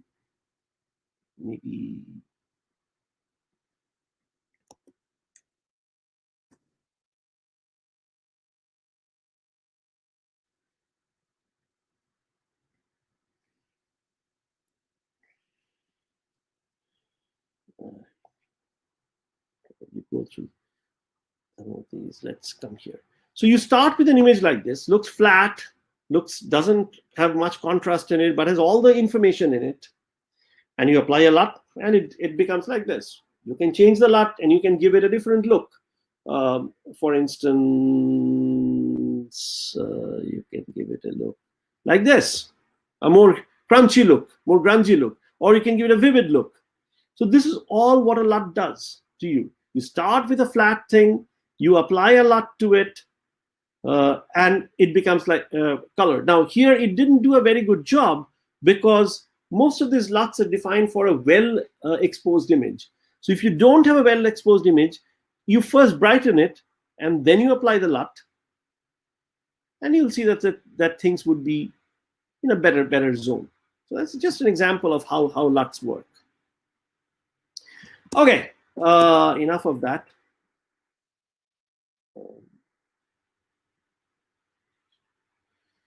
Now, we said that why did we go into all of this? Because ultimately your display is linear. You start with something, your sensor is linear. Why did you have to introduce this log curve and all that sort of stuff in the middle? There is a very important reason for that, and that's because our eye is kind of logarithmic. Our eye does not look at difference in intensity, but it looks at ratio of intensity. So when you go in intensity by, say, 5 magnitudes, when you are sitting on an intensity of, say, 100, is very different. Perception is very different from when you go through this 5 units of intensity increase, while the background intensity is 5 or 10, right? So in one case, you will see a much larger change in intensity when your background intensity was, say, 5 or 10, versus when the same 10 is put on a pedestal of 100. So brighter the object, less contrast our eye has. Darker the object, the more contrast our eye has. Okay? This is an important thing. Our contrast depends upon the background level. So in shadows, in towards the lower end of the spectrum, we have got much more contrast in our eye than when you go to a bright picture. So you can still see the difference. Like you look at a cloud, you can still see the shades, but are those the true shades that you see? No, our eye has already compressed it. But it's important to know that those shades are there. Our eye will pick up that detail.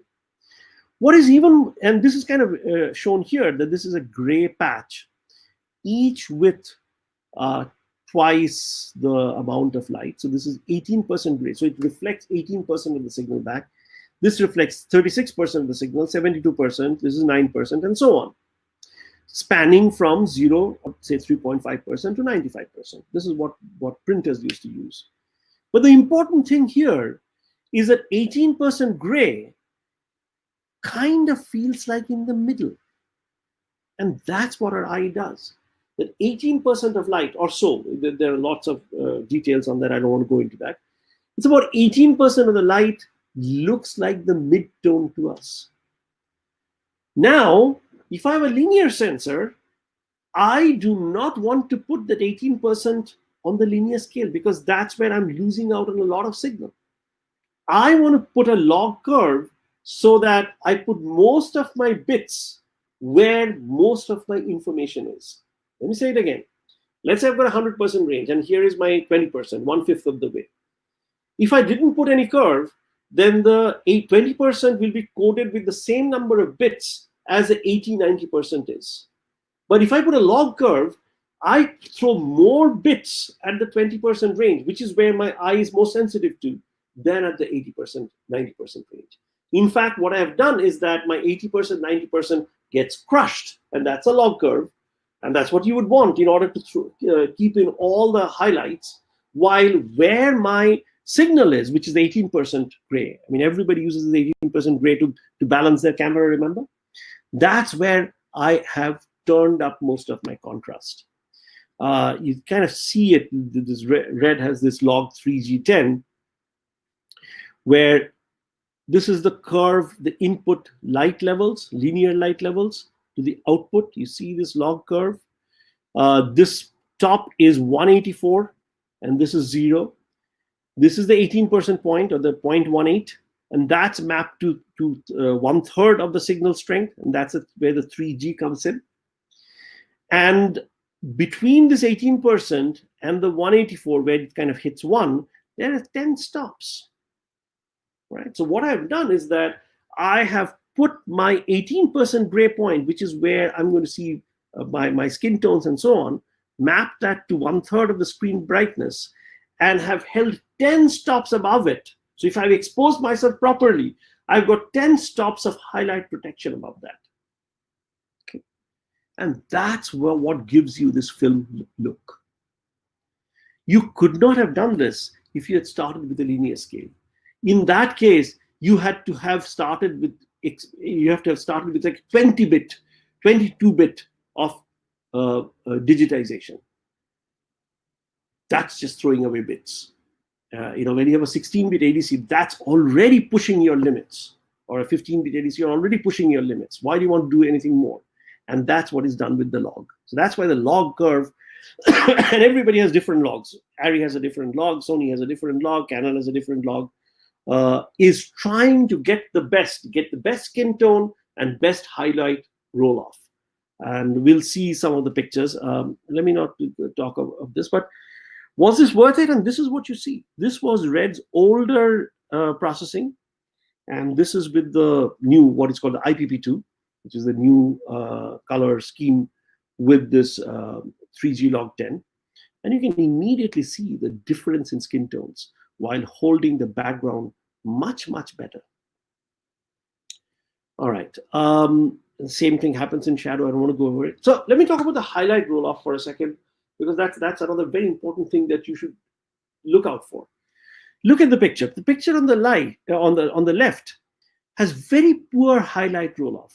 The one side of the face is completely overexposed, which is okay. Sometimes that's what you would have. But how it comes into the real exposure is a very sharp edge. There is no smoothing function that you see on the right hand side. So what's happened is that this camera or this display did not hold the highlights at all, and when it went to the dark, it became very flat.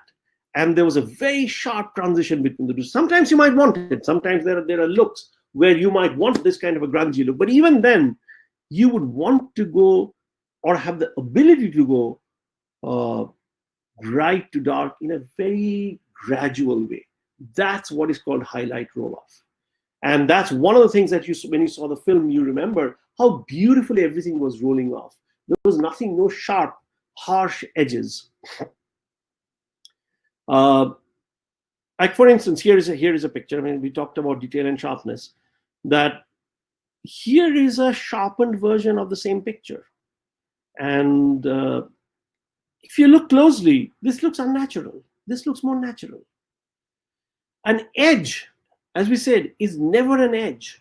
In fact, in films, and that's what kind of give the film the natural look. If you looked at an edge, there is something called a halation. What would happen with a film when it's developed is that the grains would start off with a certain size, and as you develop, they kind of become bigger. They kind of bloat, and in the bloating, it also gives you this lovely roll-offs. So around the edges, and I don't know if you can see it here. Maybe I zoomed in, you would see it. That on the right side, there is this kind of roll-off, and that's what we call halation. And today, in order to get even digital cameras to match the film look, we have to add these digitally. And once you do that, and in fact, one of the things that's happening with films today is no longer just the sensor that matters. It's no longer how good your sensor is. Yes, you need to have a good sensor that gives you those 16 stops. But how you display those 16 stops is where all the magic is. A lot of the magic is in the post. When you take them, you roll them off very nicely, you add curves to that, you emphasize some, de-emphasize others, you add back some of the grain so that everything is not flat. There's always have a feeling of texture, which you always had with the film. You add this halation where the edge is not a sharp edge. It's kind of slowly falling off. When you do all of these things, you get really good pictures. In the red case, it started with very simple. This is Phil Holland has done a whole bunch of study on it. And what we found is that this medium contrast and highlight roll-off to give you the best look. This was too harsh. The skins are very flat here. This is the kind of thing that gives you the best thing. And now this is under your control. You control many of these things. It's no longer that you have to live with what you get in the camera. Of course, if you're shooting with an iPhone or if you're making a quick movie, you don't want to spend a whole lot of time in the back end. But if you're making a movie that is going to be in theaters, or even a movie that's going to go on a 4K TV, so let's say on Netflix is 4K delivery, you want to make sure that you squeeze every ounce of texture, detail, roll-off, softness out of it, and that's what you do digitally. So filmmaking has now become as much as how you light it, how you create your look, what kind of sensor you have, and as much, as equally as what kind of back-end processing you do. I don't want to spend too much time on this because I want to move to, here's a very quick thing that smartphones don't have enough latitude. I will go into this, and now I want to go and show you a whole bunch of movies one by one and show you the comparison of different sensors, what they can do and what they cannot do. Okay, so I just hope everybody can see the movies that I'm displaying. Before that, I want to give you an example of the detail and sharpness. I remember I was talking about that, how sharpness and detail are sometimes confused. Let me give you an example of that. I think that it's worthwhile seeing that example.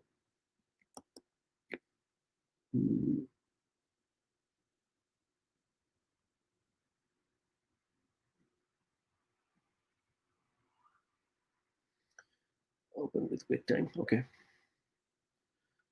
All right. Here is what where I want to go to. Okay. This particular image is taken with a Panasonic. No, not Panasonic. This is a Fujifilm. It's a medium format sensor. It's bigger than full frame. All right, now you look at this picture and you see how beautifully it's showing all the textures on the face. All right, nothing is overdone. All the textures are there. You can see every lines, and yet the fall off from one line to another is very gradual. Yeah, there is a harsh edge. That's your lighting, But even when you're going from the dark to bright, there is no, it doesn't jump out at you. Look at around the nose; it's beautifully falling off from the bright edge to the darkness. Right? This is your detail,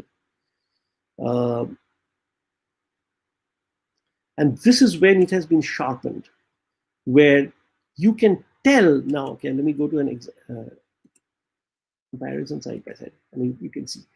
But you see how beautifully softly it falls off, and here how harsh they are. What you've done is that you've taken the contrast, the local contrast, and you have enhanced it.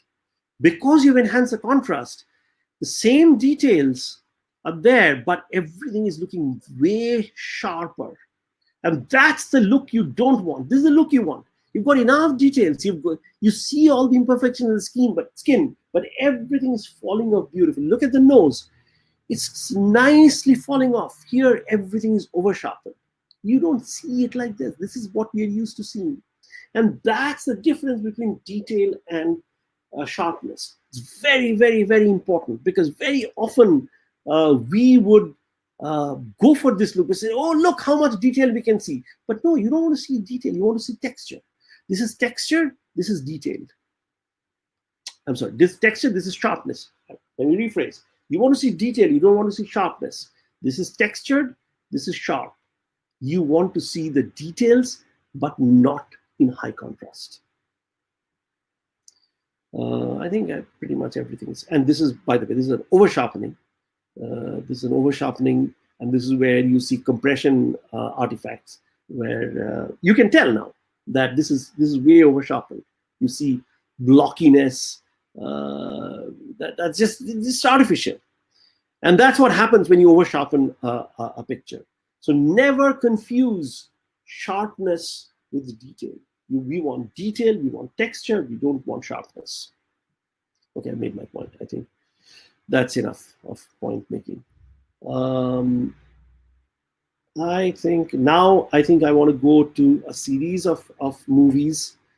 I know we have gone way past our time, and I think I'm pretty much at the end. So let's see these movies, and then you guys can all go to sleep. So let's do that. Let us now turn the screen share on again, and let's first compare Sony A7, a good camera, to iPhone Pro. And this is sort of iPhone's bragging rights. Okay. Under same lighting conditions, here are a set of images taken with Sony A7i and iPhone Pro. Before that, I want to show you something. Here you can see immediately one of the differences of the size, that smaller sensor, much more things in focus. Look at the shoe is in complete focus, shoe is not in focus. This is what you get with the bigger sensor. You see blur more of the background. But otherwise, the pictures look pretty good. Skin tones are good. I mean, I can't say that iPhone 11 Pro is doing any worse than Sony A7i in this A7 III. Again, it's holding off the darks are nice and dark, no noise. Colors, probably I'd say Sony A7 III is better color, but hey, and this is beautiful. Highlights are falling off very nicely. Outdoors, they're good. So my point is that if you have enough light, so you're shooting outdoor, and you can use an ND filter to bring the light in the right zone. Even a small sensor like iPhone 11 Pro is very, very good. But let's see how it stacks up against red. Okay. Here, an iPhone and a Scarlett. Now, Scarlett is not the high end of the red line. It's more of the APS-C size sensor. APS-C, remember, compared to a full frame is about 1/3, not 1/3, 4/3 of the size, 3/4 of the size rather. Here are the pictures. Scarlett on the left, iPhone on the right. In these kinds of wide shots, things look good. And it's a matter of choice, whether you want to see everything in focus. I personally would like things a little bit out of focus. So I like the scarlet look here. But hey, I mean, if you gave me this picture, I will not complain. So yeah, if you're outdoors, enough light, things are good. Here is the first point that you see that's different. Here, I mean, obviously I've taken this kind of a shot because I want to focus on something on the screen, that is on the screen in the hand of this person, the iPhone screen. But what happened with the iPhone Pro is that every damn thing is in focus, while you've been able to blur it out in red because it's a larger format sensor. We went over that. Okay, let's keep going. Here is where you will see a difference very, very clearly. Let's go over it again. Look at the colors. The colors are kind of screaming at you. It's kind of unnatural colors. Everything is in focus. Things are not looking right, but not bad. I mean, if you gave me this picture, I will not necessarily complain, but it's not looking too good. Especially when you see what red would do. Look at this. Beautifully, colors are much brighter. Lights are coming in much more beautifully. The background is blurred out. So everything is looking much more realistic. And that's what you get with the big sensor. Same here. When you're following this guy, everything was in, oh, that was too short. Everything was in focus. With the red scarlet on the right, things are not in focus. Here, the skin tones are beautiful. Here, everything is crunched up. All the sky is gone. That's the limitation of your latitude. Look at the sky over here. You can see the sky. When you go to the iPhone, sky is gone. So this is what happens. You get a much more contrasty, built-up look with iPhone, much more softer look. And here, look at it. This is a very tough time to shoot because you're in the back. There is a lot of light coming from the sun, from the setting sun. So yeah, but there is a softness in this picture. You look at the iPhone picture after this. You see how harsh it has become, and so much lens flare. So here's a difference. Look at the skin tone of iPhone Pro. It's kind of looking a little off. Here, there's beautiful roll off. Everything is much more in the real zone. That's a difference between what you get between iPhone 11 Pro and a red scarlet. The real difference comes in when you shoot at low light level. When you are in this kind of a wide shot, enough light, everything looks light except that look at the blowout with the iPhone Pro. It didn't have the latitude to hold it up. The red holds it up very, very nicely. No ugly thing.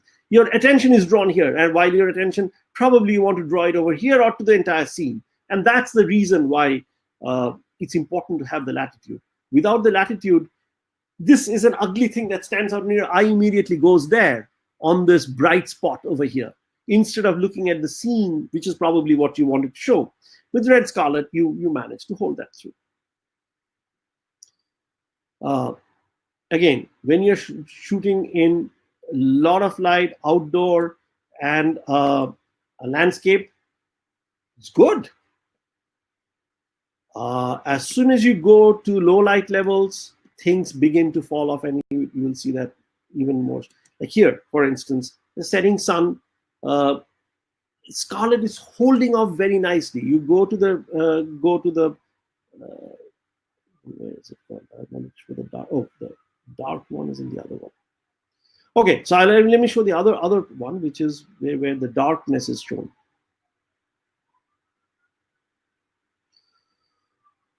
Again, the red on the right, creamy look. By the way, this is one picture where I thought that iPhone did a great job. In fact, one of the things with iPhone, this 10, 11, all of these guys, is that there is a magic hour kind of. Give a second. Sorry for that. I didn't control it. There's a kind of a magic hour just after sunset that iPhone gives really beautiful pictures. There's something that they have done with it. Red has all the information. Here is a picture where I wanted to show you the dynamic range again. Look at the sky. Look at the sky. Okay, all the information is there. You can go and play with it. There's nothing you can do here. That's where you want a bigger sensor, a higher quality sensor. Point here is that there is not much information in this iPhone, right? So you cannot do much. If you wanted to pop the sky, everything else goes dark. While with a red, you can play with it. You look at it. Don't know if you look at it. You see how beautifully I have been able to get the lights out, the sky out, and give a cinematic look to my subjects. It's where when you go to shoot at night, red wins, of course, much bigger sensor, much bigger sensitivity. Talked about it. More the area, more light. And here you look at, and this is somewhere you can see the difference really, really clearly. This is iPhone. This is red. So much more nicer. Not much here. Look how harsh the face has become. How soft it is. Looks ugly, looks nice. Not much more to say, but I mean, you expect this, that the two areas where iPhone really falls apart is when you go to dark areas and when you go to high latitudes, where there's a sun and something else in the frame, iPhone falls apart. If you shoot it in a moderate light, outdoors, landscape, iPhone is great. But it's about shooting everything else as well, right? So this is what happens. iPhone is blown out, red is not. Now, you expect that. All right. How about then a Sony A6400, which is a pretty decent camera. I think it's an APS-C mirrorless camera compared to red Scarlett. Here are pictures. Which do you think is the red and which do you think is a Sony? I think you can tell. The one on the left is Sony, one on the right is red. Skin tones. Skin tones is a dead giveaway. Look at the skin tone difference. Look at how everything falls off. Okay. Look at the shadows. Look at the skin tone. Look at the unnatural color of the skin tone.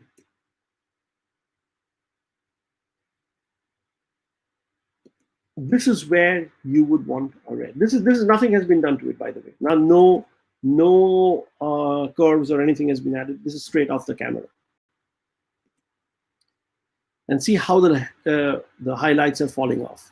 It's much more crunchy looking. Again, low light, red wins. All right. So point is that there is a reason why you spend so much money with your movie cameras. It takes a lot. It's very much like what I used to say, that when you take tests in school, getting to 80% wasn't that difficult. Getting to 80 to 85, a little more difficult. Getting to 90, more difficult. The 90 to 10 was the most difficult part. And that's exactly what's happening. Most of the cameras today at the 70-80% level are already there. It's you're fighting for the last 20%. And you got to decide if those last 20% matter to you. If you're making a movie which is ultimately going to be seen on a 16 screen on a TV with a 4K delivery, yes, it matters. If you're going to be seeing it on your laptop, on your iPhone, on a smartphone or on a tablet, it doesn't matter. Okay, here is a DSLR. I forget which one it is. Versus Alexa. It's a which one is this? It's a Canon, I think. Yes, a Canon 80D versus Alexa, and you see the difference right away. That the skin tones are so much nicer in Alexa. Again, skin tones so much more nicer, so much more milky, creamy on Alexa than on the Canon. And Canon, by the way, Canon 80D is a great camera. But this is what you're getting extra when you go to a movie camera. The real case where I think it shows up is here. This is sort of the blue hour, which is after the sundown, the cityscape. Look at this beautiful kind of magical look in the background that you get with Alexa, and this crunchy, yucky kind of thing that you see with the DSLR. And you put your subject in against that background, and the subject pops up. While you do that with your DSLR, where's the DSLR? Yeah, you don't want to see this. This is the difference that you see. It's again this last 20%. Different lighting, skin tone becomes, goes bonkers, goes bananas in DSLR. In Alexa, it's holding up beautifully. Let's go through this. The very different lighting. Again, the skin tone holds, even though the lighting has changed from blue to a warm. Look at the skin tone on the left. It's looking weird.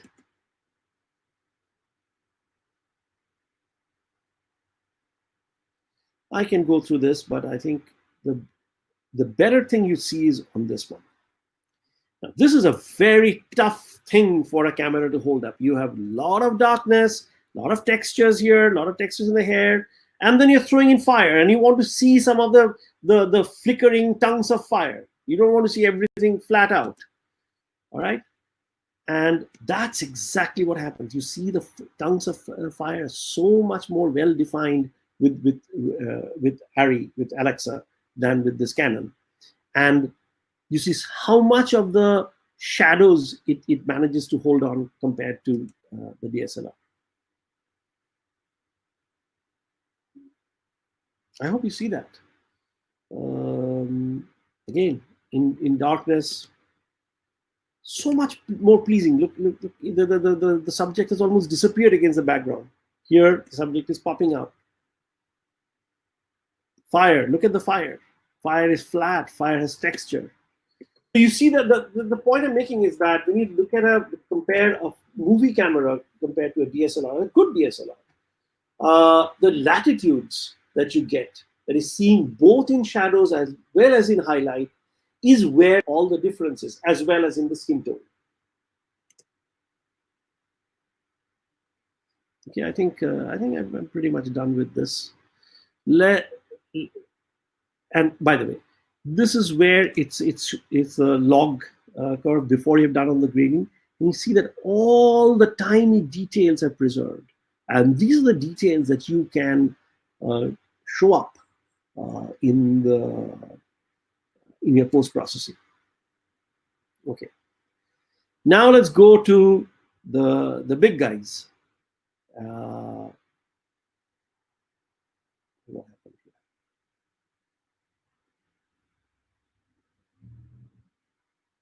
Red Monstro versus Alexa LF. Both about the same size, sensor size, total sensor size. The number of pixels are different. Red Monstro has 8K. It's 8K by 4K sensor, 32 megapixels. While the Alexa is a 4.5K by 3K, I think it's a sensor. It's a 12, 14, 15 megapixels. So big megapixel difference. Both of them are scaled down to 8K, so that we see it on a. I mean, here is what I will tell you. We are seeing it scaled down to 8K. I mean, scaled down to 4K, going through all the compression that this particular video conferencing thing is giving you. So I don't know what you're going to be seeing really, but this is something that you should look at on your own screen, and you would be seeing the subtle differences between the two. And the difference is subtle. And perhaps I won't talk much about it, but what has been done is that this is done by Phil Holland again. He did a lot of this kind of comparison of skin tones, of how the highlight rolls off, how much latitude do you have, how do you see in the dark, how do you see in the shadows. Let me just play.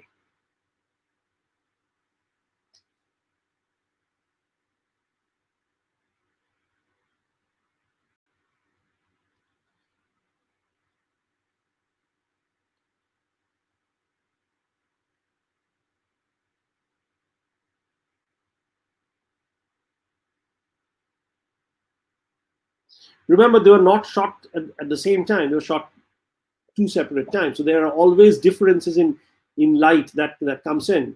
how the subject moved. So you should back that out. By the way, here is one place where I thought even though I think Alexa is one of the best skin tones in the world, this one has a better skin tone than Alexa. This skin tone, to me, how this light falls off is way better than Alexa.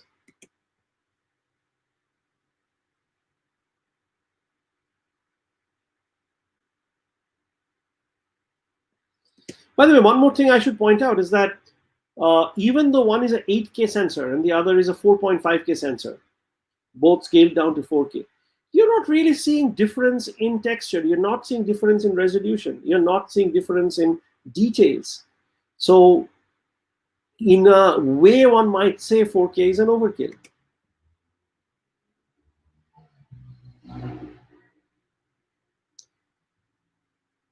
This is one place where I saw Alexa stood out, because the colors are much nicer. The blues are much more green in it. That's what I think Alexa has done. It has added a little bit of green in the blue.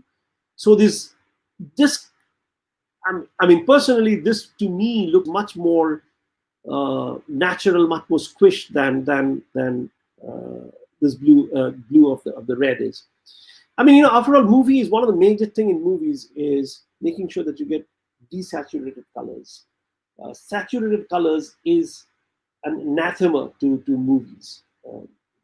Don't tell Bollywood about that, but generally speaking, in movies, you don't want saturated colors.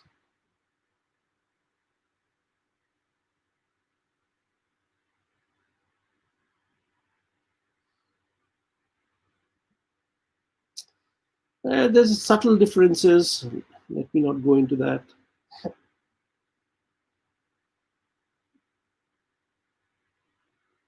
There are enough shades in both of them. Though noise-wise, I felt that reds were doing a little bit better. This was a little too noisy for my taste. This on the right. This is, I don't know who has this kind of clothing, who wears these kinds of clothing, but here is something. Now, here is an interesting thing. I felt that, and I don't know what the actual colors are, but the reds here are much more balanced out than the reds on Ari. So while I say the blues were better in Ari, but the red seems to be better on red. But maybe that's why they call themselves red cinema. Joking. That's not why they call it. Actually, I don't know why they call it. Not much to see here. Yellows. I thought the yellows were much more vibrant in red than in Alexa. Alexa seemed a little too dull to me. Now these are all, now we're getting into matters of taste. Now, is this the yellow on the left more accurate than the yellow on the right, or yellow on the right is more accurate than yellow on the left? I don't know. But just to me, looking at it, at this point, if somebody else graded the film, they might do it differently. But yes, feels like the reds thing were a little bit better. Here, I thought was one place again, surprisingly, very surprisingly, red monstro skin tones of all the different models were much nicer, much smoother. Let me play that again.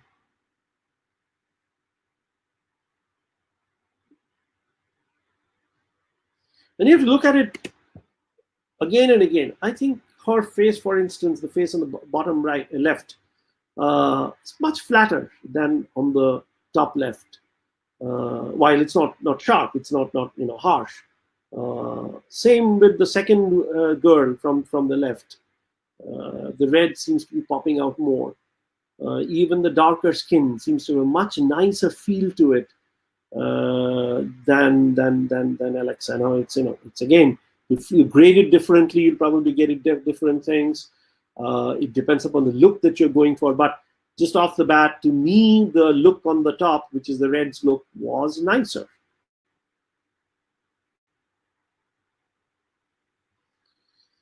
These are tests of various patches with ISO 200, 400, 800, 1600. Daylight source, not much to write home about. Tungsten source, I want to show you something that caught my eye. And you look at the color patch on the left, the browns, and the color patch on the right, which is the Alexa. To me, the Alexa colors are more realistic than reds under tungsten. So this is an interesting thing, that under tungsten, just on the color patches, Harry looks a bit somewhat better. Okay, let's keep going. 3200. So the other point is this, that at ISO 800, 1600, there is not a whole lot of difference. I mean, this is a comparison between ISO 1600 of both of them. In this case, the light has not been changed. The light is the same. We're just in the post changing the ISO, making it brighter. Does it add noise? Well, at 1600 ISO, the ARRI is beginning to show some noise in the bar just above the black. The red is much clearer to me. And when you go to, here the noise is very, very clear. When you go to 3200, the Alexa noise is way clearer, way more visible than red. So in other words, red is holding on to the darks much nicer than Alexa is.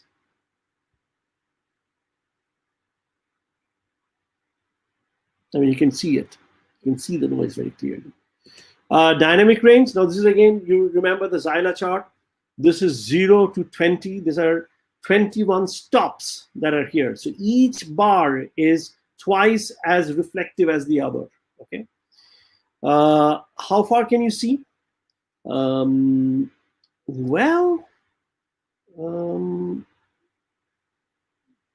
I don't know where you can count, but you certainly can see up to 16 stops here in both of them. So I'd say that both of them have about 16 plus stops that you can very, very clearly see.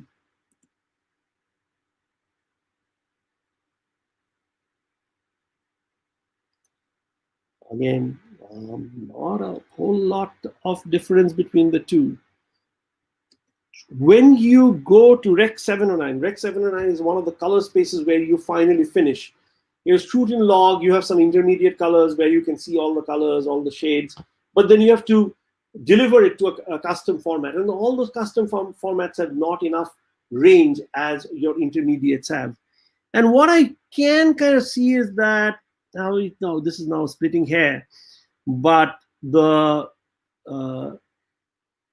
ARRI kind of holds the midtones nicer and then suddenly falls off. Red's fall off is much more gradual, and the red in the sixth bar is brighter, and maybe that's where ARRI wins, but over here red wins, where it's more in the dark. So basic thing that I have seen is that ARRI seems to hold the highlights better, red seems to hold the darks better. So reds give you much more this contrasty look that you might want for a thriller or something like that. ARRI gives you much more of the screeny look that you would want for a drama or a romantic drama kind of a thing. So that's what we're back to the beginning. Let's see, what else do I have? There is one more thing I wanted to show you. And that's the last thing. I don't know if you can actually see this. I really doubt, but let me try. This is a work that was done by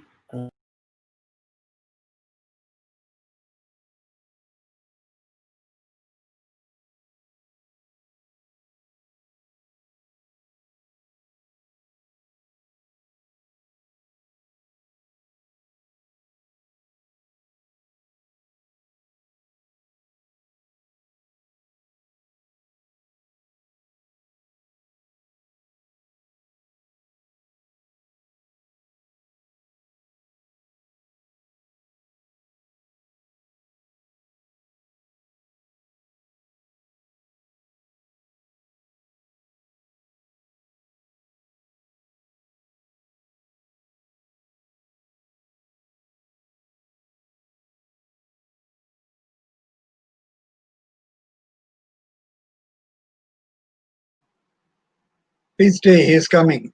Please stay. There is some problem. He is coming right now.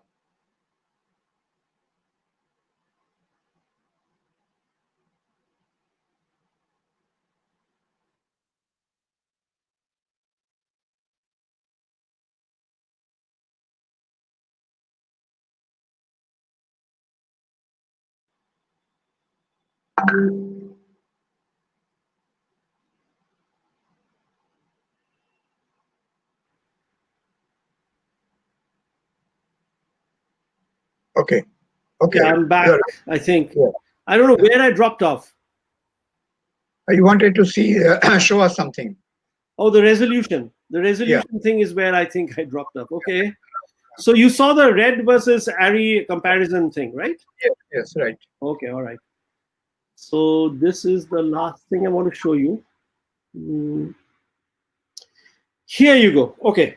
So here is a picture again done by Yedlin where he compared 6K versus a 2.3K footage, all finished at 4K. And he invited us to see, do you see a difference?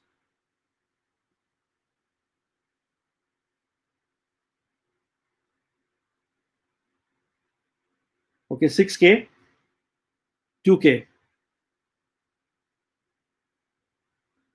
A different down raising algorithms, 6K, 2K. Here is an interesting thing. In fact, if you look at it, okay, 6K, 2K. Now this 2K looks sharper. And this is, in my view, it actually brought in some stuff that was not there. This is where sharpness and detail gets confused. Okay, this is why this 3K, which brought up artifacts, which now looks as if there is more information, but there isn't. It's false information. It falls out beautifully over here in the 6K. In the 2K, this has been accentuated. So in a strange way, depending upon how you downsample from a 6K footage to a 4K footage, or upsample from a 3K footage to a 4K footage, the 3K footage might look to have more details, although that's just sharpness. The point is, as you look through this, there is not a whole lot that's happening at the 4K level even. At the 4K, you are pretty close to the edge of your perception.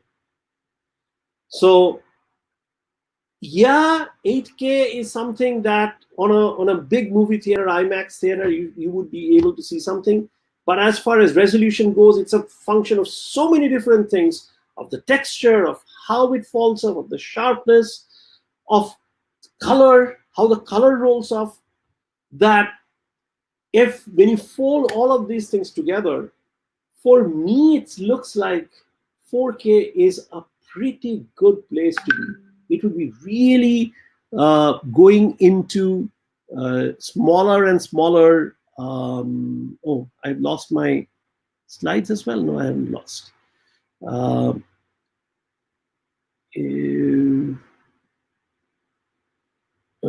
happened here? 1 second.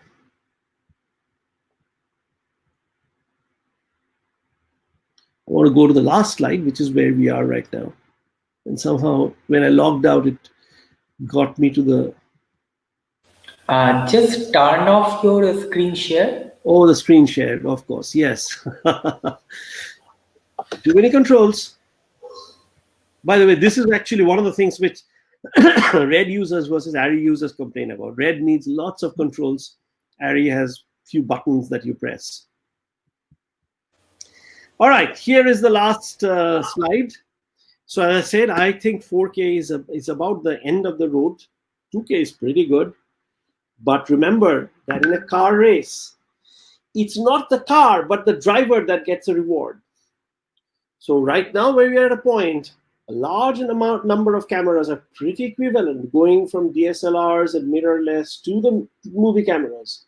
Admittedly, all the movie cameras, certainly Red and Arri, when you go to their high-end ones, has way more horsepower, way more stuff, way more beauty than a mirrorless has. But for most applications, mirrorless is good. If you are doing though 4K footage, nice movie you're shooting, a nice web series you're shooting, you want to make it stand out in international standards. Yeah, you would still want to use one of the movie cameras. Choose the camera that you use. Remember, that's not what's going to make the difference. It's you, your composition, your lighting, and your thought, your vision that's going to make the final difference. So I think that's pretty much where I want to end. We've taken way more than what than I expected to go, but that always happens. And now let's see, what do we do now? Hello. Now we have to answer some questions because already it's 30 minutes. Just 2-3 questions we shall take. Don't worry about it. I can take questions, but okay, all right. Yeah, very, very simple questions. If there is any, can we get or record? Okay, so many people are asking that can we get some recorded version of this, because you see it will be available in the Fipreski India's YouTube channel. Fipreski India has got a YouTube channel, so it will be available there. Later on, you can watch it there. And now, if anybody asks any question, we are not going to the previous questions. It is not possible. I think, so some people are asking for my email. My email is pretty simple. Shall I type it here? Maybe I can send it to everybody here. Yes, you can type it here. That will be better. I can type it. It's bedabrata.pine at, I was going to write J. It's bedabrata.pine@gmail.com. Honestly, the material that I have here, I needed to go at a much slower pace. Probably this is material for 4 or 5 hour lecture, maybe longer, if you go slowly over each of them, which is of course wasn't possible. But I think you got the idea. I mean, I think if one of the things if I've left you with is that, appreciate the film look. Most of us don't. Most of us, are so used to watching crappy images, especially when it comes to sharpness. I see a lot of the time people just sharpen an image and say, this is where, look how much resolution there is. No, it's not resolution. It's crappiness. So that I think the most important part of making a good image is to make it creamy, make the going from bright to dark in a nice, gentle way, not in a harsh way. And a lot of that, of course, depends upon your how you light it. There is no substitute to it. There is, of course, as I said, today's cameras have become so much better that you can, increase the ISO, pull it up or push it up in post quite a bit. 2 stops for sure. More than that, I would hesitate. Again, of course, it depends. I mean, you've got to shoot. You've got a problem sequence which is important for your storytelling. It's going to come for 2 seconds. Sure, go for it. But don't shoot your entire movie on that. You have got a static shot on 8K, and you want to establish it, and you want to give it a little bit of a movement, and you want to use digital pan and zoom. Sure, but don't think that that's a substitute for establishing your shot using some motion. Now, there is one question. Oh my God! I mean, I don't know how to email. I'm not able to serve. You go to this one. I am just highlighting it. You see, Shamgata Banerjee. If 4K is the end of the road, or where do we go beyond this? Yes. Short answer, I don't know. Every time I argue from physics, I lose. There was a time. Oh, by the way, did people not get my email ID? Or okay, let me type it again once more. I'm typing. You just tell me. bedabrata.train@gmail.com. There you go. All right. So 4K. So look, people are already talking about 8K TV. So I cannot say that that's the end of the road. Like if you look at pixel resolution, what our eye can see, uh, we are talking about probably something like 600 megapixel. But then, and this is where the problem comes in. Their eye does some very, very, very funny things. Our eye has a 150 plus minus, total 150 degrees field of view. No, what am I saying? Yeah, 150 degrees field, 150, 160 degrees field of view. But most of your resolution is in the middle. That's where you see most of your stuff with. The resolution very quickly falls off towards the edges. Is that the way we should be shooting? Is that the way we should be displaying? I think a bigger thing that would happen is in the display technology, not just scaling up pixels, but maybe seeing it, showing it differently. A major part where I think changes are going to happen is in the scaling algorithm. So what do I mean by that? I think I went over that very, very quickly. You have your 8K data. Now you're going to feed it into 4K. So you are somehow reducing your information from that 8K to 4K. So it's actually a factor of 4 loss, because 8K versus 4K goes into 4K by 2K, right? How are you doing that? Surely you're not subsampling, because then you might as well have shot it on 4K. So you're going to use those 4 pixel data and go into 1 pixel. And you do some kind of processing there to still give you the impression of texture, which you captured in 4K, but would kind of be lost, but you'll still be seeing it. And that part we haven't mastered very well. I think that's one area where there's going to be a lot of improvement. Furthermore, there are areas of the image where it's very flat. I mean, look behind me. The wall is flat. There's no reason for us to throw away that information. In fact, we can use that information to improve the signal to noise ratio. Right? So this element of where you bin pixels together to improve your signal to noise ratio, where you use that resolution to bring in an extra texture without adding sharpness, is where the scaling algorithms are. And scaling algorithms, I think, is one of the most overlooked areas of color grading and image processing today. I hope that answers the question.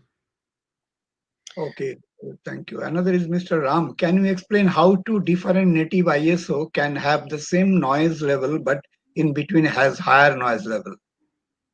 I don't quite understand the question. Just check it. Can you explain how two different native ISOs? I mean, if you're referring to the example I gave you between Canon A7S and A7R, I think that's what you're referring to. I think this is where face-to-face interaction becomes so much nicer. But if that's what you're referring to, the issue is very simple. That the 1 per pixel gathers more light by throwing away resolution, and when you have more resolution at the same ISO, you would see much lower noise. Or for the same brightness, you get much lower noise, because one is generated from an image that has way more electrons. Let me give you an example. Let's say I have the same light falling on 2 sensors. One of them has a 3 micron pixel, and one of them has a 5 micron pixel. What would happen? Well, the one with the 3 micron pixel, everything else is the same, will capture, say, 3 squared, 9 units of light, whatever the unit might be. And the one with the 5 micron pixel will have 25 units of light. So 9 versus 25, almost a factor of 3.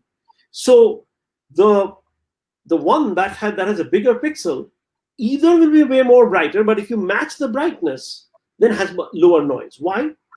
So 9 units, let's say it corresponds to, say, 900 photons. Okay, and let's say 1 photon to 1 electron. So 900 electrons in that pixel, in that sensor. And in the other one, you get 2500, 5 squared, 2500. So 900 electrons has a signal to noise ratio of 900 square root, that's 30 to 1. The other one is 25 square root, 50 to 1. right? 30-1 versus 50-1. At this point, doesn't seem that bad. But suppose instead of 900, there were 9 electrons in one and 25 in the other. And the read noise of both of them, let's say, is 2 electrons. Now you do the computation and you see how the pixel that had 25 electrons will have much better signal to noise ratio and much better appreciation of the signal than the other one. And that's why when I say that whenever you go to a smaller pixel, you lose out in terms of noise.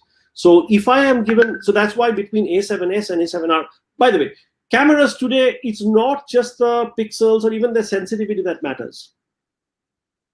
What matters is, not what matters, a large part of the things is how you display it, what are the features that you have, what kind of autofocus you do, what kind of log curve you're using, whole bunch of other things. So choice of a camera is a very personal choice, ease of handling, all of that kind of stuff. But the fundamental physics is this, that whenever you take the same format sensor, same size, lower the number of pixels, the more sensitive and more latitude it would have. All right, is it practical to shoot log with an 8-bit camera? Yeah, you should shoot even on an 8-bit camera. You should shoot log. It is very, very practical. In fact, they give you the flat profile, if I remember correctly, on 7.3 as well. Okay, please explain chroma subsampling. Oh boy, color grading in terms of 420 to 422. I did not cover that. I did not get in that. Maybe we can take that separately, because that will, I have to start from scratch to talk about what chroma subsampling is and 420, 422, 444. That would be opening up new stuff. I don't want to do that at this point. That would take too long a time. Maybe we can talk about that independently. You have my email. Why don't we get global shutter in the red code? Yeah. Global shutter. As I said, Sony did introduce their S65, I think was a global shutter, or S55. I can forget. I forget. And then they went back from it because, intellectually speaking, yeah, I can see that global shutter would be better because you are freezing motion. Everything is happening at the same time. Things should be okay. Things should be good. But two things happen. One is that, remember, even a display is happening on a raster scan basis. It's not happening simultaneously. And our eye is very used to seeing this delay, because even on a film, when you have the shutter going, some of the pixels will expose sooner than later, because there was literally a shutter with an opening blade that was going in front of the lens, in front of the film. So we're very used to seeing this rolling shutter, and as a result, the second part, anything that's a problem is usually turned into a feature. And then that's what has happened. How the motion blur takes that rolling shutter into picture, and how the rolling shutter takes, how a global shutter takes rolling, how the rolling shutter takes this motion blur into picture, and how global shutter takes motion blur into picture is very different. And I think we are more tuned to seeing the rolling shutter kind of behavior. And that's why I said one of the major things that you do whenever you're shooting movie, I mean, I'm not talking about real cinematographers, filmmakers, quick films that you're shooting on your iPhone. One of the things you must do is choose your FPS. Don't let the camera decide it. And that's why you get an app like Filmic Pro or something, which lets you choose it yourself. You choose 24 FPS. And you choose 180-degree shutters, which means half the time the sensor is operative, or it's sensing light, which means that you set your shutter speed to 48 FPS. That gives you the motion blur that we are very used to seeing. Not to say in a real movie we do not use 90 degrees shutter. Often you use 90 degrees shutter for a very important reason. And that reason is that if you have motion and you want to give this jarring, quick blast, you want to make the motion more jittery, more juddery. And that's where you go from 180 degree shutter, cut it down to 90 degrees shutter, and things would look more shaky, more punchy. On the other hand, and this is something that when you're shooting in low light, motion will not matter so much. You can actually go to 360 degree shutter, so 24 FPS frame rate, 24 FPS shutter speed. You get double the light, which is very important in low light level. Okay, according to DxOMark, for a lot of dynamic range is changes. Very good question.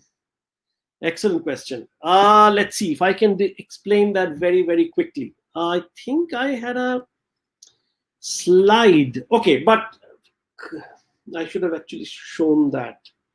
So what happens is that in all of these cases, you're keeping your light level the same, and afterwards, you are changing your ISO levels, which is essentially adding a digital gain. Now, you don't want to gain up everything. Remember this log curve, you kind of gain up at the shadows and still keep the highlight roll off. But as you're moving up and up in the scale, the amount of latitude you have above it is now slowly reducing. Let me perhaps go to that. Can I go to that slide? Oh boy, where is that slide? If I had it, I would be able to show it.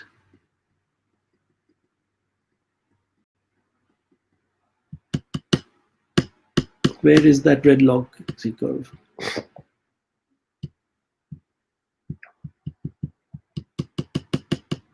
Yeah, so look at this curve. So this curve is set for a certain ISO. When you increase the ISO without changing anything, you're not changing your light level, you're just changing your ISO. This point will move to the right or the left. Now, if you are increasing your ISO, this point will move to the right, which means you have less room left on the top. And that's why as you push the ISO, your room above your midpoint begins to reduce, and the number of stops underneath begins to increase, except now you've got your noise to contend with. As you bring up your ISO, you're increasing the gain, so you're increasing the noise. So as you go after 4 or 5 stops, the noise begins to pick up. Now what's happening is that you're losing light at the top, or losing room at the top, because you're squeezing that room. But at the bottom, you cannot add anything more without bringing up noise. So as a result, as you increase your ISO, your total exposure value that you can go to slowly begins to change, begins to become smaller and smaller, because you're losing headroom at the top, which you could have made up by headroom at the bottom, but except the noise comes in the picture and cuts that. So for all sensors, as you increase your ISO, you will generally get a lower number of stops that you, or lower number of exposure values that you have. I hope that explains it. But I mean, question is how you distribute these number of stops above and below. And in fact, Red and ARRI does it slightly differently. And I had a slide. Let me see if I can bring up that slide. I didn't talk about OLPF. That's another important thing that I missed. But so here is an ARRI. Generally speaking, if you stop it down 3 stops, ARRI can't go below that. But ARRI holds the highlights 1 stop above Red. So which means that I have exposed it, then I just push it. I just increase the ISO and see where my picture begins to fall off. Red, because it has lower noise, it's better in shadows. It holds off almost 2 stops better in darkness, while the ARRI holds off maybe 1 or maybe actually 2 stops over in highlight. So personally, I think right now, if you compare Monstro and Alexa LF, they both have about the same latitude, except that the Alexa is a little bit better in the highlights, and the Red is a little bit better in low lights. So that's the best way I can explain. All right, again, How does dual ISO work? Lovely question. Dual ISO, you have to design the sensor that way. So remember I said that in the sensor, you have got your light coming in, goes into the sensor converts those photons into electrons, and then from those electrons inside each pixel, you convert it into a voltage. That's active pixel sensor. That's what you do. Now, that conversion, the way you convert that electron into a voltage is a capacitor. That capacitor will give you certain microvolts per electron. Right? Now, typically in all of this, let's say your iPhone or even Red, that conversion factor of how many electrons map to how many volts, which is the capacitance, is about 100 microvolts per electron. Give or take. Factor of 2. So it's about 100 microvolts per electron. But suppose I designed a sensor where I have another switch by which I can make that 20 microvolts per electron, 25 microvolts per electron. Now I've got a dual ISO sensor. So when you put the same amount of light, when you look at it with the 25 microvolts per electron, you would see much more in the bright light because all the darks would be crushed. No noise, but you'll see much more in the bright, and hence it is a lower ISO sensor. While the other one will see much more in the dark because that conversion gain actually makes the noise lower. Larger the conversion gain, lower the noise, generally speaking. And you would see much better in light, but not as much in brightness or in highlights. So the higher sensitivity version, which is all you're switching with a switch inside the pixel. It's all inside the pixel. It's not even in the sensor. It's inside the pixel. Going from that 25 microvolts per electron to 100 microvolts per electron will give you two stops difference in ISO. If you make it instead of 25, if you made it, I don't know, 12.5, you get 3 stops. So that's that's the way. I think Canon now has one, Red has one, Red Gemini. That's what they do. That's the essential idea.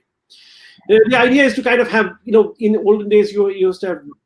By the way, this entire ISO thing comes from film again. The ISO thing comes from the fact that how much time it took to expose a particular film.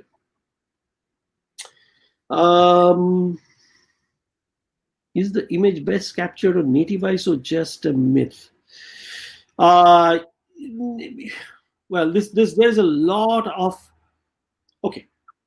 depends upon your light. Now the native ISO, when you go to bright sunlight, is very different from the native ISO when you're indoors. So generally speaking, whatever they tell you is the ISO rated for. The best way to think about it is that in most cameras you have at least plus minus 1 stop above and below that you can go without screwing up anything. Probably plus minus 2 stops. The best way, the best way is for you to take a camera and check it out. Shoot the camera at whatever it's rated to, whatever it's. By the way, native ISO also means different things to different people. But let's say the rated ISO. You take the rated ISO and you expose it by, just turn down the light by 1 stop, 2 stops, 3 stops, and then scale it back up and see where the image falls off. It's a very simple test to do. I would recommend doing it for any sensor that you're trying to evaluate. So this is the last question. You can answer it, then we can stop it because 3 hours you are talking. These are very interesting questions. I mean, there are lots of exciting stuff. There's one question about measured ISO being different from manufactured ISO. Look, you have to realize that, as I said, in film, ISO really meant something because that's as long a grain took time to expose. So ISO was something physical. Here, ISO is a matter of gain. It's a matter of digital gain that you apply, or maybe an analog gain that you apply. And actually, that's one point I want to clarify. That's I think very, very important. One of the reasons I like red is that, and you may have heard this, for red, ISO is a metadata. Okay. What is meant by that is that the imager captures what it captures. The light sensitivity is not changing. Remember, I told you very clearly that ISO is not light sensitivity, unlike a film. Here, the sensor has been designed, the pixel has been designed, it's going to capture whatever light it responds to, and however many volts it creates. After that comes your ISO, which is a gain. Now, where do you put the gain? Do you put the gain in the analog domain before you digitize it, which is what most camera guys do, which means you cannot really back out? Or if your sensor is low enough noise, which red says, you carry the information all the way through and you apply digitally a number and digitally a curve, right? So anything that you're applying in red is done after the fact, and therefore you can back it out much, much more easier. When you set the ISO of, say, ARRI to 1600, you physically, the data that you get out of the sensor is already the data baked in. The gain has been set in internally inside the camera, inside the sensor. So there is so all the noise has already been built in. So here the advantage is that you shoot at 800 ISO, you want to push it to 1600 ISO, you do it and you don't like it, you go back to 800.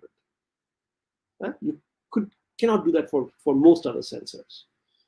But to go back to it, the real ISO measurement would be you take a light meter and you take the light meter and you measure the amount of light falling on it, and do you see it matches on the sensor? Now, here is the question: what is matching on the sensor mean? As you saw, red log 3G10 puts the 18% gray at 33%. That's not what ARRI does. ARRI does it at about 40%. Now, is there an ISO difference? You see, this is where all the difference in ISO terms come in. That because ISO has become such a free-floating term, it depends upon the gain that you are putting in. Different people measuring different things will get slightly different stuff, different by almost half a stop. Red, I think a few years ago, redid all their calculations. And for the new sensors, the DSMC2, now the red's ISO that you measure with a light meter is pretty close. But there is always going to be this difference because of how you measure it, where you have measured it, what is your interpretation of the ISO. As I said, for instance, I'm telling you that I'm setting my 18% gray bar to 33%, and somebody's saying that no, my 18% gray bar is 40%. Right there, you've got a half a stop difference or third of a stop difference. Right? That's the reason. ISO is a little bit of a hokey term. In a same sensor, 800 ISO to 1600 ISO is two times the amount of light, or 2 times brightness. Not amount of light, I'm sorry, that's wrong. 2 times brightness. But if you compare 800 ISO of red to 800 ISO of Canon, they may not be the same. There was a question asked, what you said was the last question, that binning, pixel binning.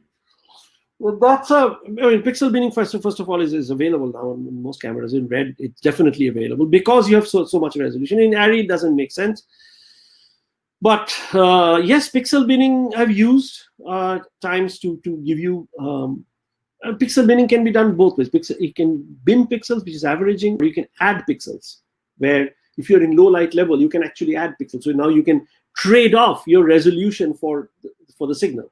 So you saw what I meant. This is an 8K. I have added, say, 4 pixels together. Now you can't just add 4 pixels, remember, because you've got this bare pattern filter, red, green, blue. That's a pattern, right? Red, green, blue. So you cannot just add these 4 pixels because that's losing your light information. You have to add red to a red that's in the next quad, and so on. and then there is a particular algorithm how you add them. But when you add them at low light level, you would be getting more signal. So ideally what you want to do, and that's where the backend processing hasn't developed fully, is that you want to add those pixels at low light level where your resolution is lower and where you want to boost up the signal. At the mid level, you want to keep your native resolution and find a way to take out every single detail. And at highlight level, you want to bin them together and maybe even bin all the colors, because our color perception in bright light is very, very poor, right? So, and maybe you want to bin them. So you want to add, do nothing, bin. When will such thing be available? I don't know. Is anybody working on it? Some people are. I don't know. Are people thinking about it? Not many. Shit. I mean, there are too many questions. I don't know how many others. How do some cameras get better recording capabilities? Boy, many of those questions will conclude now. Yes. will be here till. So you must be tired. No, I'm not. I'm just waking up. I have my adrenaline going, so I'm fine. It's Indian that should be asleep. I thought I did on dual native ISO. I thought I talked about that, didn't I? Yeah. Was it Your earlier question? Few lines about my upcoming film. No, this is not the place to do that. What exactly would you use? Why exactly would you use anything other than a small aperture, high f-stop? Wait. This Bismita Bora's question: why exactly would you use anything other than a small aperture or high f-stop? Wouldn't you prefer a bigger depth of field than just crop? No. In fact, I mean, I think that's what I was talking about. Depth of field is in the vertical direction, not in this direction. In a picture, like in this particular sensor, because it's a pretty small camera that's taking my picture, everything pretty much is in focus. The picture in the back, the light shade, the blinds, me, everything is in focus. Even this is in focus. Okay, you don't want that. I mean, let me put it the other way. Many times you don't want that. Many times what you want to do is to just show me and everything else blurred out. When you use f22, two problems happening. First of all, you're letting in very low light, right?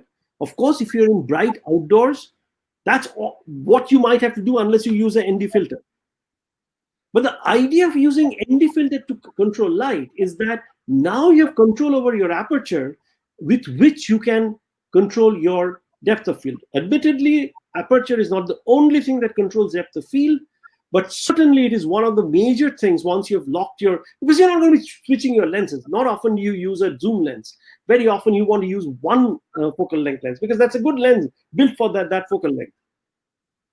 You don't often have choice of how far from the subject you can be. I mean, especially if you're shooting some wildlife, you cannot go very close to the subject. Even many actors become wild if you go too close to them. So you cannot go too close to them. So you have all those constraints. So F number becomes one of the major ways you can choose your depth of field, where you put in. Ideally here, for instance, after I've established myself, I might want to just keep me in focus and everything else blurred out. You cannot do that with f22 optics. For that, you have to go to f1.4, depending upon the camera, of course. Even 1.4 might not do it. Like for the small cameras, their depth of field is so wide that even at 1.8, you get a depth of field that may be 100 meters long. Okay, so no. I mean, you definitely want to open up your lens. That's where you bring in beauty.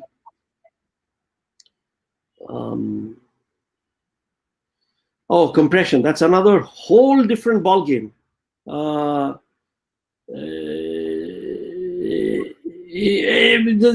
there's one Red Raw different compression.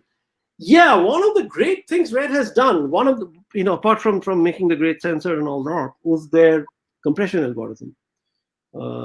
This is a wavelet-based compression, which what is a compression? I mean, a compression is I mean, I can simply show you this. Look at my shirt. It's black. Pretty much, it's black everywhere, right? Why do you want to send 10 bits for every single pixel of my t-shirt? If you just took a difference, you might see that most of the difference is within 2 to 3 bits. Okay, 8 levels, maybe. I'm guessing. If that's the case, then I can send one 10-bit information and those multiple 3 bits information. It has exactly the same information content, but I have cut down the amount of data that I send. Now, this is the essence of compression. The essence of compression is seeing places where the difference is small, contrast is small, and I want to send only the contrast data and an average data.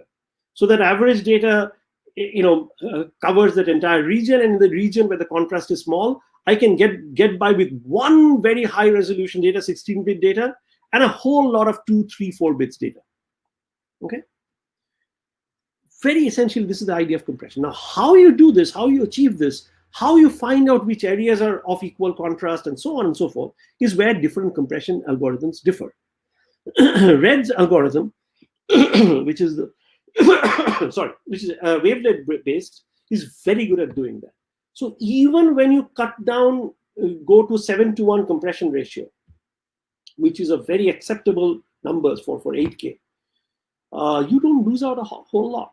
I mean, if you compare the loss of information between 1:1 versus, say, certainly 5:1, not a whole lot. 7:1 is perfectly acceptable. Even 12:1 for most cases where you would be finally finishing in 2K. Don't worry about it. Maybe even in 4K. So yeah, I mean, how you shoot it matters. But generally speaking, there is a lot more redundant information in a particular scene. And if your compression algorithm is good enough, you can take those information out, the redundant information out, and reduce the amount of data that you're sending out. By the way, our eye does that beautifully, and eye also gets fooled as a result. Our eye probably has, if you look at, counted all the rods and cones in our eye over this 150 degrees field of view, 150, 160 degrees field of view, it's about, I forget, it's 200 million or so. Now I forget the number. It's in that range. Total 200 million rods and cones in our entire eye. The fovea, the macula, which is the portion where most of the resolution is, and the fovea, which is even smaller part of that, which is where all our color vision is only about 6 to 7 million. The rest is giving you all this field of view. Our eye then sends all the information through this optical nerve that goes to our brain. This optical nerve is right next to the fovea, and there's a small opening, about a millimeter or a couple of millimeter square area, through which this optical nerve goes in, bundle goes in. If you compare the amount of data that optical nerve can carry, it's nowhere near 200 million. It's nowhere even near that 6 to 7 million, which is our high resolution data. It's not nowhere near, it's close to that. In other words, our eye also does that and then fuses the data later on in our brain. Imaging happens in the brain, it doesn't happen in the eye. So bottom line is that, so it is raw. Raw is raw.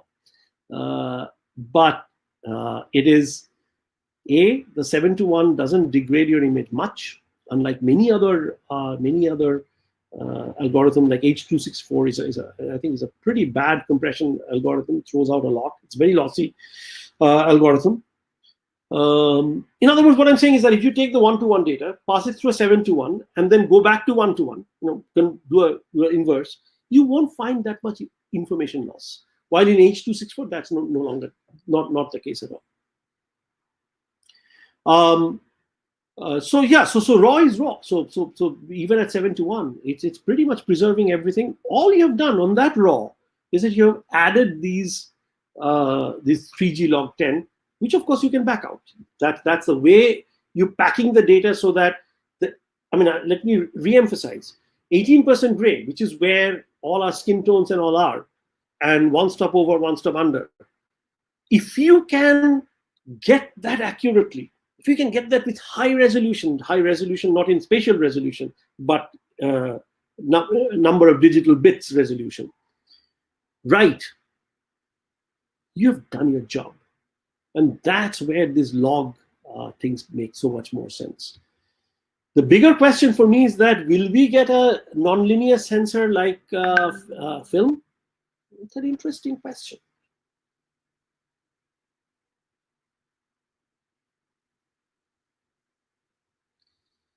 What else do we want to talk about? I don't know. Can I tell something about color grading? Yeah.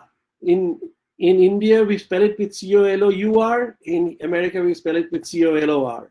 Just joking. I'm just joking. Well, of course, I can talk about color grading, but the LUTs are part of the color grading. But I think that's a whole separate session we should have. It's a very complicated and involved thing. But I gave you an idea of the LUTs, of how you want to treat all the colors separately, how you don't want to apply red, green, and blue independently. But I think I don't want to expand on this right now, because it would really go a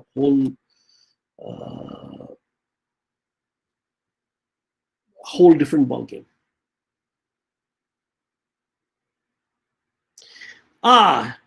Is there a workaround where we can take away color out of RGB noise and make it look like film noise? Yes, very much so. Okay. Certain noise you cannot get rid of. So look, noise in a digital camera, in any sensor, this is a fundamental property. Like, in film, as we said, there was a fog. You couldn't do much beyond that. Not red. Any digital camera has gone way beyond that. So definitely that way, CMOS sensor, digital sensor, is an improvement of the film, so that we see much better in darkness. But still, when you go to the absolute bottom, you have this colored RGB noise. Now, we do a lot of things to get rid of that, especially if you knew.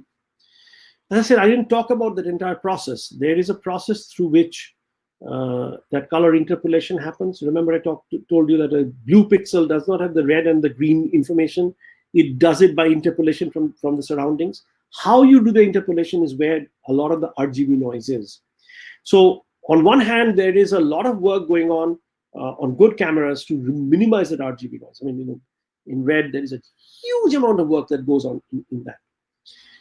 Second part is that there are many algorithms available where you can go back and do balancing of those RGB values in order to make the noise more of a luma noise than a chroma noise. Now, it's a complex process. As I said, depends upon how much time you're willing to spend in post-processing. Very simplistically speaking, there are many algorithms that look at a flatness of a scene and reduce the noise just by averaging. If you average all of those, a patch, let's say the noise that you saw, even if you do a 3 pixel by 3 pixel, 9 pixel average, you will see a lot of the noise has been averaged out. And that's something that is definitely done. But there was one more point I wanted to make. I kind of forget right now. I forget. There was another point I wanted to make. It's gone now. It may come back. But yeah, but there is a lot of noise. Oh, the grain. So there's a lot of noise reduction algorithms that are in place. They're all spatial noise reduction, which are looking at spatially whatever correlation there is, and you take that and fold that back in. There is the grain is a very interesting thing, as I pointed out, that in film the grain is fixed, because in a digital camera you have pixels that are, say, a 3 micron pixel, the next to it is a 3 micron pixel, next to it is another 3 micron pixel. They're exactly the same. That's what the lithography has given us. That's why I said the size matters. When you go to small geometries, right now we are making our devices in, say, 65 nanometer. So the finest geometry you can make is 65 nanometers compared to, let's say, a 5-micron pixel. So a 5-micron pixel, next to it is a 5-micron pixel. It was not so in films. In films, the grain distribution was kind of random. It's anywhere between 6 to 10 microns. And furthermore, when you developed it, not all grains reacted the same way. Some of them grew a little bit bigger, some of them grew a little bit faster. So all in all, on a film, you have the slight variations in intensity, which gave this background where even where there is complete flatness, you get some texture. But the texture was fixed, and that's why it didn't bother us. In fact, it actually gave us some, fooled our brain into thinking that there's some information there. And brain loves information. That grain can be added back. What's more interesting is that the grains, how those pixels exposed, or how big they became after exposure, especially after developing, also depended upon how much signal it got. And that's what the halation I was talking about, that instead of having a sharp edge, there is a little bit of a roll off, there is a little bit of a glow that you saw. You can add all of these things in digital. So in fact, right now, for a good filmmaking, once you've got a good DP, once you've got a decent camera, Red, Venice, Alexa, whatever have you, it's the post-processing that's going to make the difference. And certainly there are many algorithms through which you can add grain. And can make it very, very realistic. I mean, the pictures I show you, the movie I showed you, I hope you saw that. A comparison between Alexa and film, you could not tell which is which. And of course, grain has been added, halation has been added. Steve Yedlin has done a lot of work on that, and that could be another session just talking about that. Many different kinds of ways how you give the impression. One of the reasons, by the way, also this 8K and all matter a lot is of green screening. I mean, more and more as we have this CGI and stuff like that's getting used, making the edge information good, not visually good, but scientifically good, is very, very important, because that's how you're going to make your subject that you're going to put in pop out from your background. So when you shoot your green screen with your rest of the stuff with the 8K sensor versus a 4K sensor makes a big difference. So that's the other thing that I forgot to mention. That's one of the reasons why also there is a lot of interest in high resolution cameras. Woo! Rec 7 2020 to 709 to DCPI3. That's yes. Yes. Short answer is yes. That will, again, I think what it's looking like is that for the post we have to have a separate session. We can't just talk about all of this when I haven't talked about in the main material. That requires a lot of background information to be given. So I think the post discussion, maybe we can have another session for it. Suggest some books. I don't know. I don't know, actually. Short answer is I don't know. The filmmaking now is such a wide range of technical information, from optics to sensor technology to the back-end processing. I do not know of one book, and even when there are books, you have to do a lot of research and you have to do a lot of hands-on stuff. That's the only way. I do not know of any book that will give you all of this information.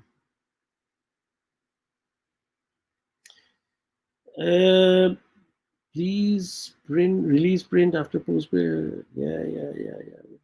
I think the post questions I not want to answer now, because it would require us to go back to the beginning and talk more about the post. Without that, it will not make sense. I really think we should do a separate session for that.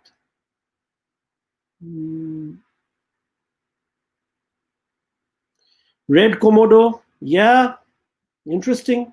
These are all Red has always been focus primarily on the high-end market, which is why you have the high-resolution, beefier cameras. Komodo is a first one that's going in a different direction, much more along the lines of the mid-grade cameras. So let's see. Personally, I don't think Red's prime main business has just changed. I think this is a offshoot from a different reason, which maybe I shouldn't talk about here. But I think Red Komodo may be a one-off thing, maybe. I think it's if you look at how the team has gone, it has gone much more on the DSMC Ranger, maybe even a Ranger 2, where making the camera as good a sensor as you can get and as good a back end is the most important thing.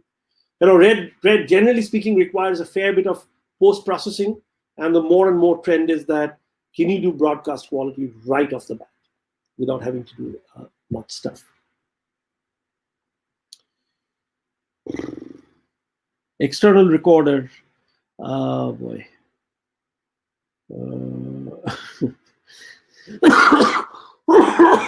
Sorry.